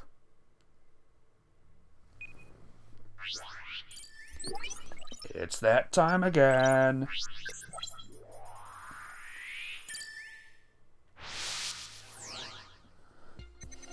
The killer whale's behavior was exactly the same as a year ago. As I approached the pool, the killer whale suddenly started singing. I was calm when I saw it start to headbutt. But you were sad? Like, very sad? Mr. Plume, Orla really frightened you with her headbutting, didn't she? Don't be absurd. I certainly was not frightened by the likes of any killer whale. It must have been something else that scared her then, boss. However, I do remember being very afraid for some reason while it was doing that. Sounds like maybe you saw something we haven't discussed yet. Take your time and try to remember what it was. What did you see? This is practically turning into a counseling session. I saw something.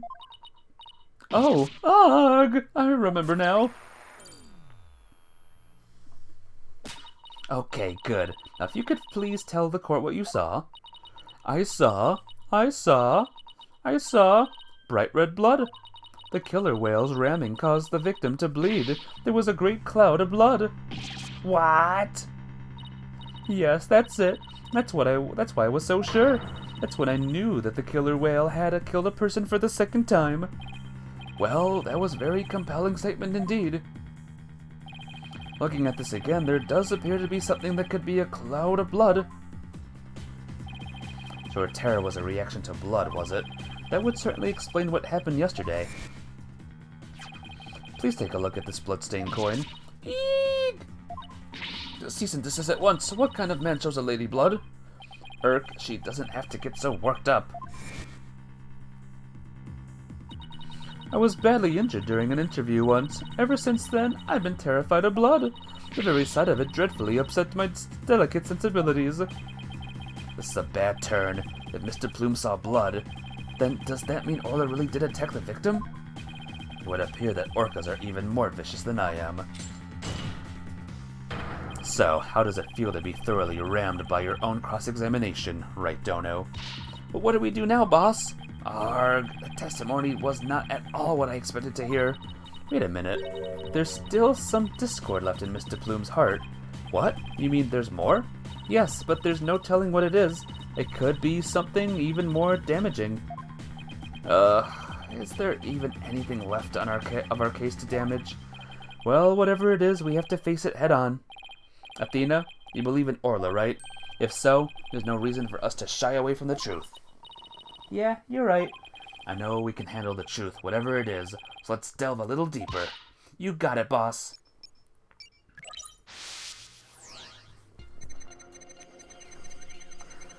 Killer whale. As I approached the pool, killer whale suddenly started singing. New update! After it started headbutting, I saw that awful blood and was terrified.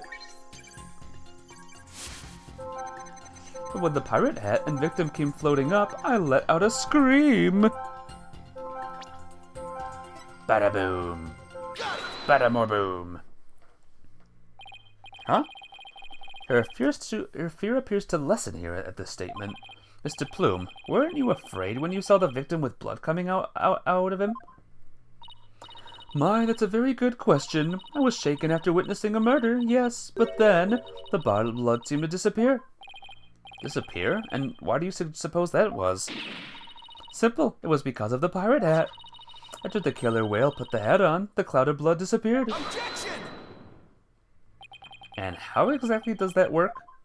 How should I know? I'm just telling you what I remember, Blue Boy. Wait a minute. From whom was this blood that Mr. Plume saw actually coming from? It was from...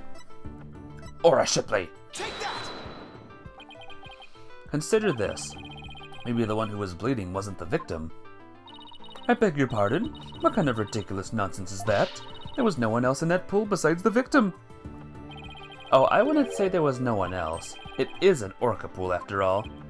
What? Then where is this alleged injury on the defendant? I'm not sure, but if simply wearing the pirate hat made the blood disappear, then the blood must be coming from somewhere on Orla's head. What? What? The orca's head? What are you prattling on about now? Please think about it again, Mr. Plume. Think back to what you really saw. That is, the one who was bleeding was not the victim, but the killer whale. I remember now. There wasn't any blood coming from the victim after all. Huh. Well.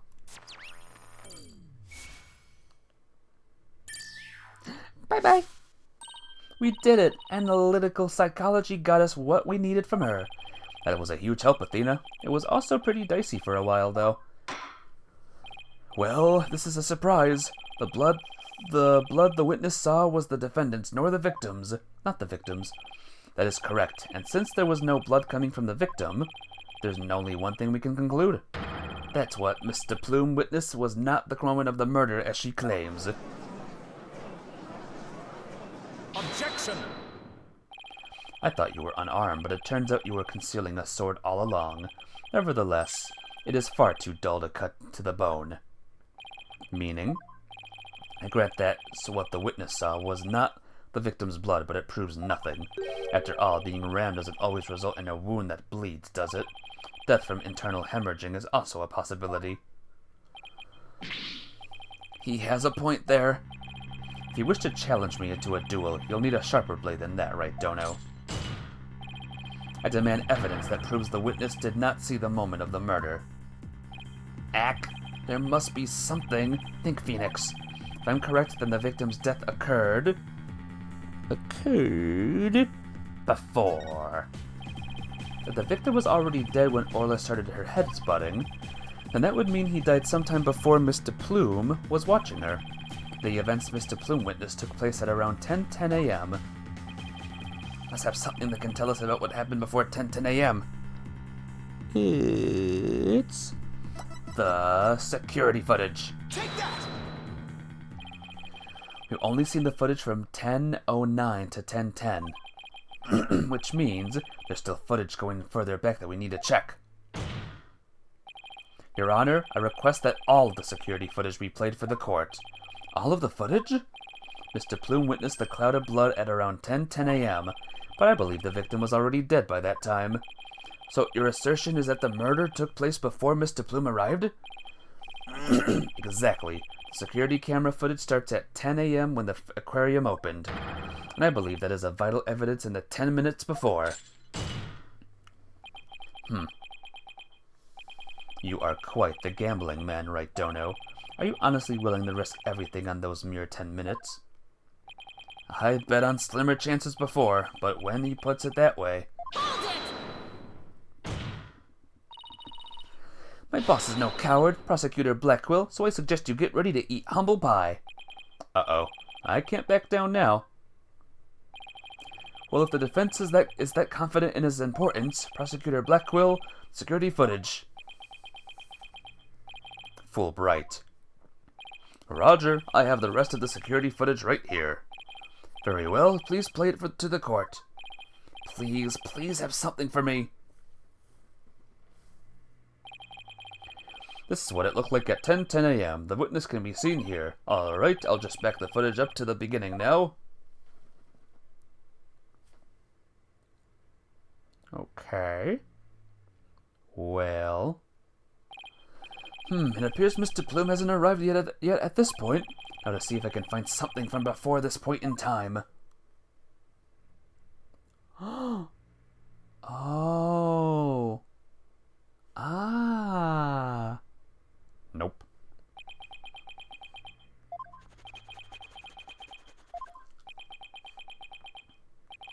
Is that it? Yep, that's all the footage there is. Well, Mr. Wright, did you see what you were looking for? What? We got nothing. Well, Wright Dono, those were the 10 minutes you placed your bet on. Do you see anything of significance? Did I see anything important? I'd better think about this carefully. In the footage we see... nothing important. We can see nothing of importance in that footage. Just as I thought. You're right about that. That section was completely meaningless. It doesn't show a thing. That's why I didn't submit it as evidence. No, it's just the opposite. Huh? What do you mean by that? In this 10 minutes of footage, something important that should be there isn't there. Detective Fulbright, this footage should have been submitted as evidence. What? Are you questioning the way I carried out my duty to justice? Mr. Wright, explain yourself, please. What is the important thing that you say should be in the footage but isn't? It's the body. The important thing we should see in the footage is the victim himself, Jack Shipley. It's not that it doesn't show anything, it's just that it shows nothing. Exactly. And that's the thing. I don't know about you, but I don't see him get in the pool in that footage. Oh. Arg, that's right. If the victim is not shown entering the pool in this footage, it means that he must have been there by the skull rock during those 10 minutes. But no human being can hold their breath underwater for that long. Wait a minute. Are you saying... When the security camera started up at 10 a.m., the victim was already dead. What? Oh, look at the fan. I'm pretending to show emotion there. It's funny. Order in the court. If that's the case, then when was the victim murdered? I don't know, Your Honor, but we now know it has to have been sometime before 10 a.m. Therefore, this footage can no longer be called decisive evidence against my client.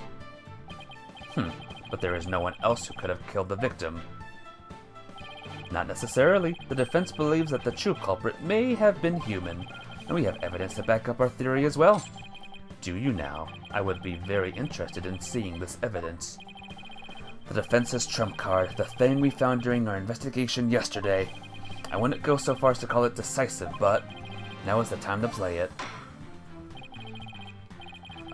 Please submit your evidence. What evidence shows that the victim may have been committed by a human? It's the bloody Kern. Take that! What's this? A coin? Yes, a fake coin used in the aquarium's pirate show. We found it beside the pool. This coin is quite possibly the real murder weapon. This tiny little coin is the murder weapon? Mr. Wright, this is another one of your bluffs. As they say, the bolder the presentation, the less confident the solicitor. This is no bluff, and this isn't the only coin. There are 300 of these coins in all, weighing a total of about 7 pounds. This one just happens to have blood on it. Did you have the blood analyzed to see whose it is?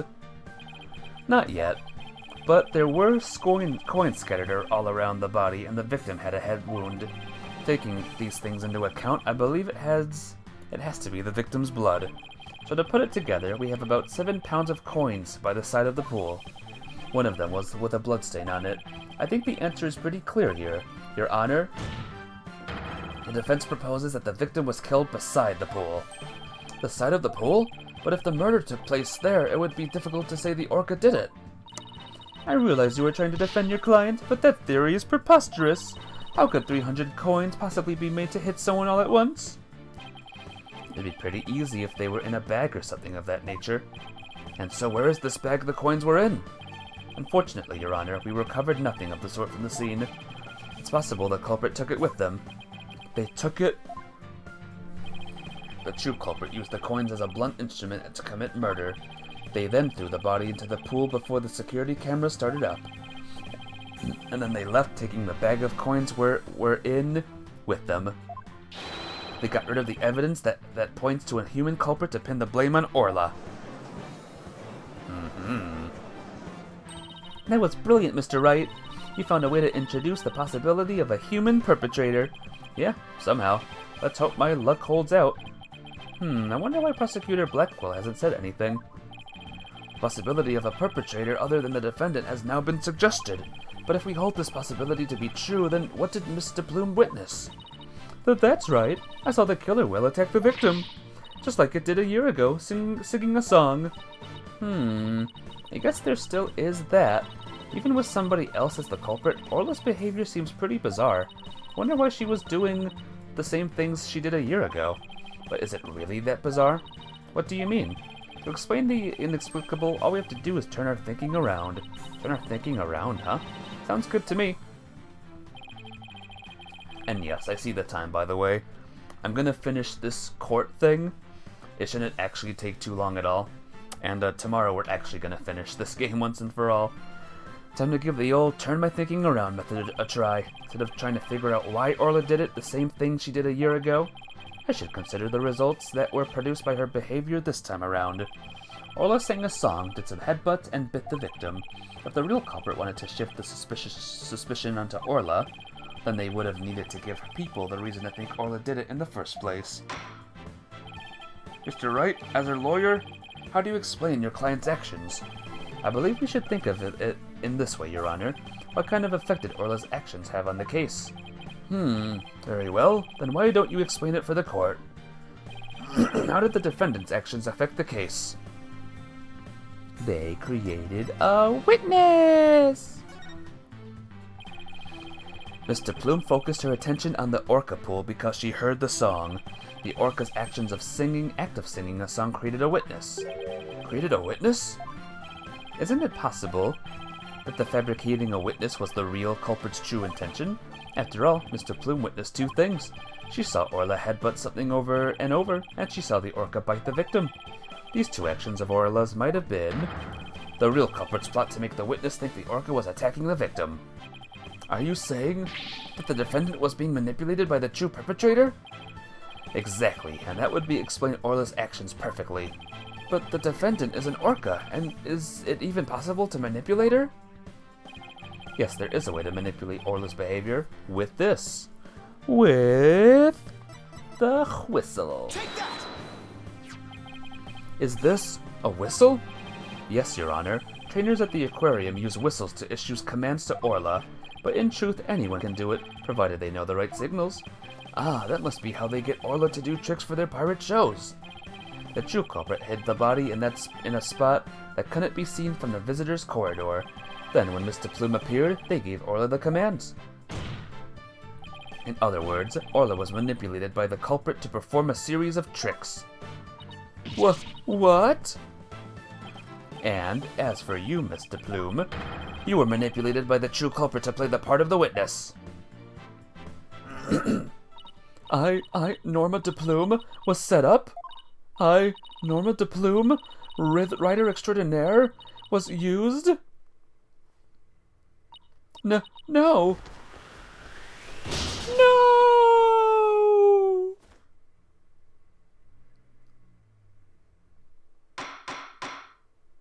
Mr. Plume, please do something about your attire.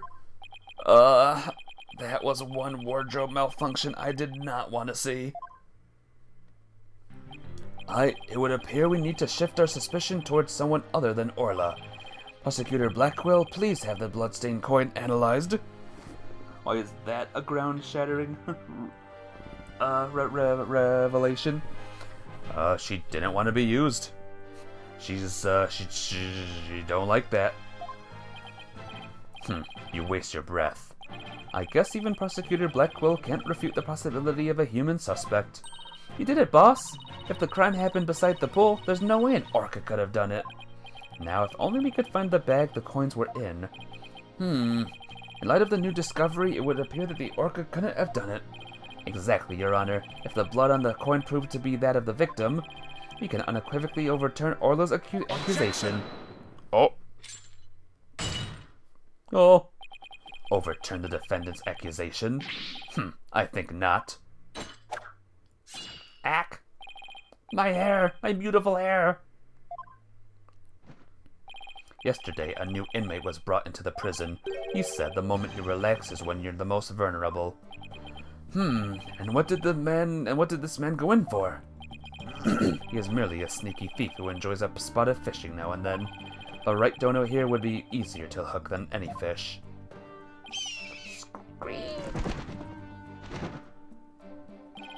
That ox sure does love the judge's head. What's this? That coin from before and some sort of bag? A bag? I don't think I'm gonna like this. This is the coin bag that 300 coins were in. I believe you were looking for this. How did you get that? I never said we didn't find it at the crime scene. The bag has blood on it, so naturally I had it sent to the crime lab. And does the blood belong to the victim? It does indeed, as does the blood on the coin. I knew it! So the blood on the coin did belong to the victim. The bag was open and the coins had all spilled out, but the bag alone wasn't proof enough to say that it was used as the murder weapon. However, thanks to the defense and their coin, I am more than satisfied that it was. Prosecutor Blackwell? Are you conceding that the true culprit committed the murder with the bag of coins? I shall concede that the victim was put into the pool after his death. However, even with the bag, it doesn't change the fact that it was the orca that killed the victim. What? How can you still suspect Orla? You said the true culprit manipulated Orla's behavior, but Orla isn't the kind of orca that would let someone control her. If anything, Orla used the victim's behavior against him to murder him. What? But are you arguing that the orca manipulated a human being? To prove it, I have summoned another witness, Marlon Rhymes. Take the stand. Marlon Rhymes is a witness?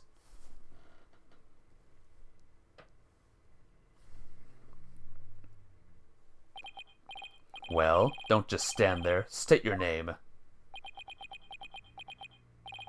I told you I didn't want to be a witness. I thought one witness would be quite enough to prove the defendant's guilt. But apparently Wright Dono won't be satisfied until every stone is turned. Well, son of a... Alright, fine. If I gotta talk, then let's get this over with.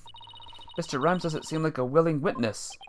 I wonder what Prosecutor Blackwell is going to have him testify about. So, could we have your name and occupation for the record, witness? Ahoy, yo-ho, yo-ho-ho. People of the law, time to testify. Chillin' with my crew at the ship shape. Orcas, penguins, and the seascape. Cleanin' and feedin', there ain't no end. But them bratty kids' tours I shall transcend. Noob animal keeper from the house of rhymes. I'm the master keeper, Marlon with the rhymes. Oh my, I'm afraid I couldn't understand a word you said. Is that flip-flop music young people nowadays like? So close, Your Honor, so close, and yet so far. Please proceed with your testimony, witness, without the flip-flop. Okay, fine. But I don't want to do this, I tell you. I feel like I'm selling Sasha out.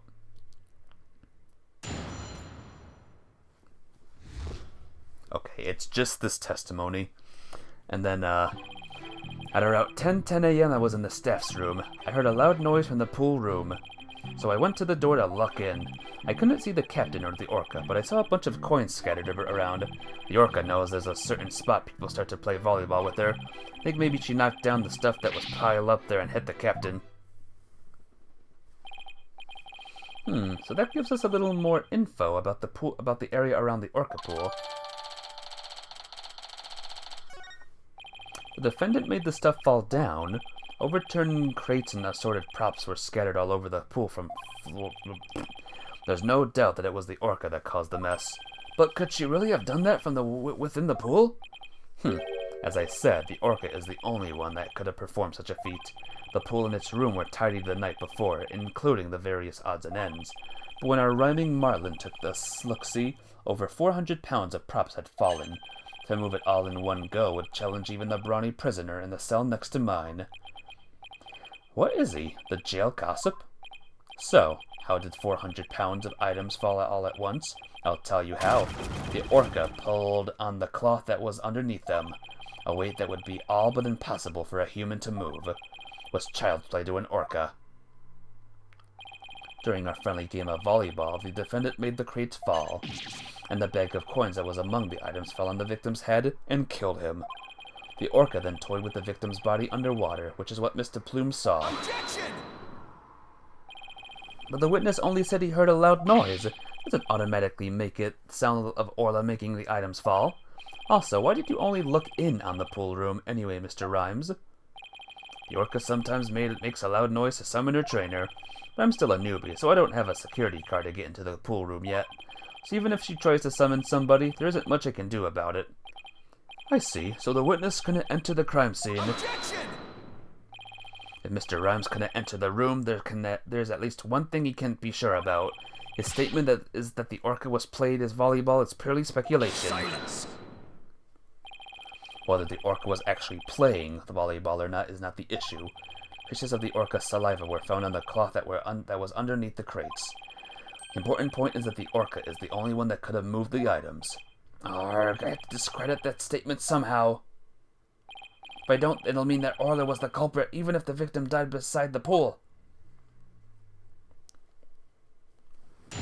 Luckily, we have a thing right here.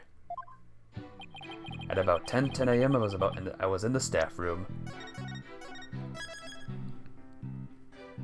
It's right here, actually.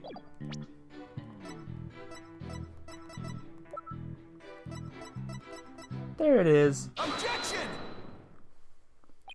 You say you were in a staff room, but is that really true? Of course it's true. Why would I lie about a thing like that? Mr. Rhymes, have you ever seen this calendar before? Hey, that's... I see you recognize it. Yeah, that's the rifle calendar. It's a big hit at the Shipshape Aquarium gift shop. Thanks for the stopping at Shipshape.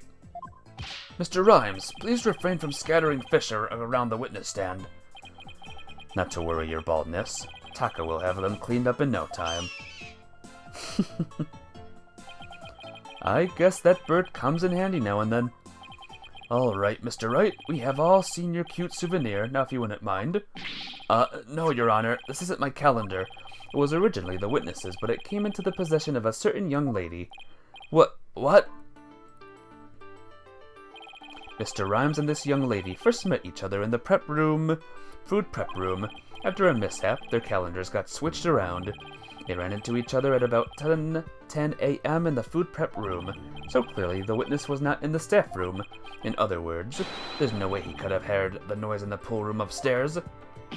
Arrgh! What's this? This is the first I'm hearing about any calendar. That's because Mr. Rhymes and Pearls were keeping it a secret. You lied to me? This transgression will not go unpunished. Arrgh! So, Mr. Rhymes, you didn't hear the noise of the equipment falling after all, did you? Okay, I admit it. I didn't hear the noise in the orca room pool myself, but somebody told me about it. Who told you about it? It was, Unless you tell the truth, Mr. Rhymes, I can't save Orla, and I'm sure you know how sad that would make Mrs. Buckler. I heard about it. From Sasha. What? From Miss Buckler? But that doesn't make sense. What is going on here? Now it's the trainer's own words that drive the orca into a corner. How do you like being bitten by your own client, right, Dono? I certainly didn't see this coming. What perfect timing. There was something I wanted to ask Miss Buckler about the orca. The prosecution calls the trainer, Miss Sasha Buckler, to the stand. Yes, I suppose it would be a good idea to hear what the orca's trainer has to say. I don't know what Sasha's going to say, but I'll just have to meet it head-on, whatever it is. We'll take a 20-minute recess while the witness is summoned. How about instead of a 20-minute break, we take a break until Sunday? So, next time I stream this game, I'll be streaming it until it's done. Whether it be 3 hours or 4 hours, next time I play this game, it's done. I hope you guys are liking it so far. I'm a fan of this DLC case. But yep, I'm going to bed. I'm sleepy. I got a thing to watch still, so I'll see all of you later. Y'all be well, and we'll figure out who did the crime-killing thing next time. Bye-bye!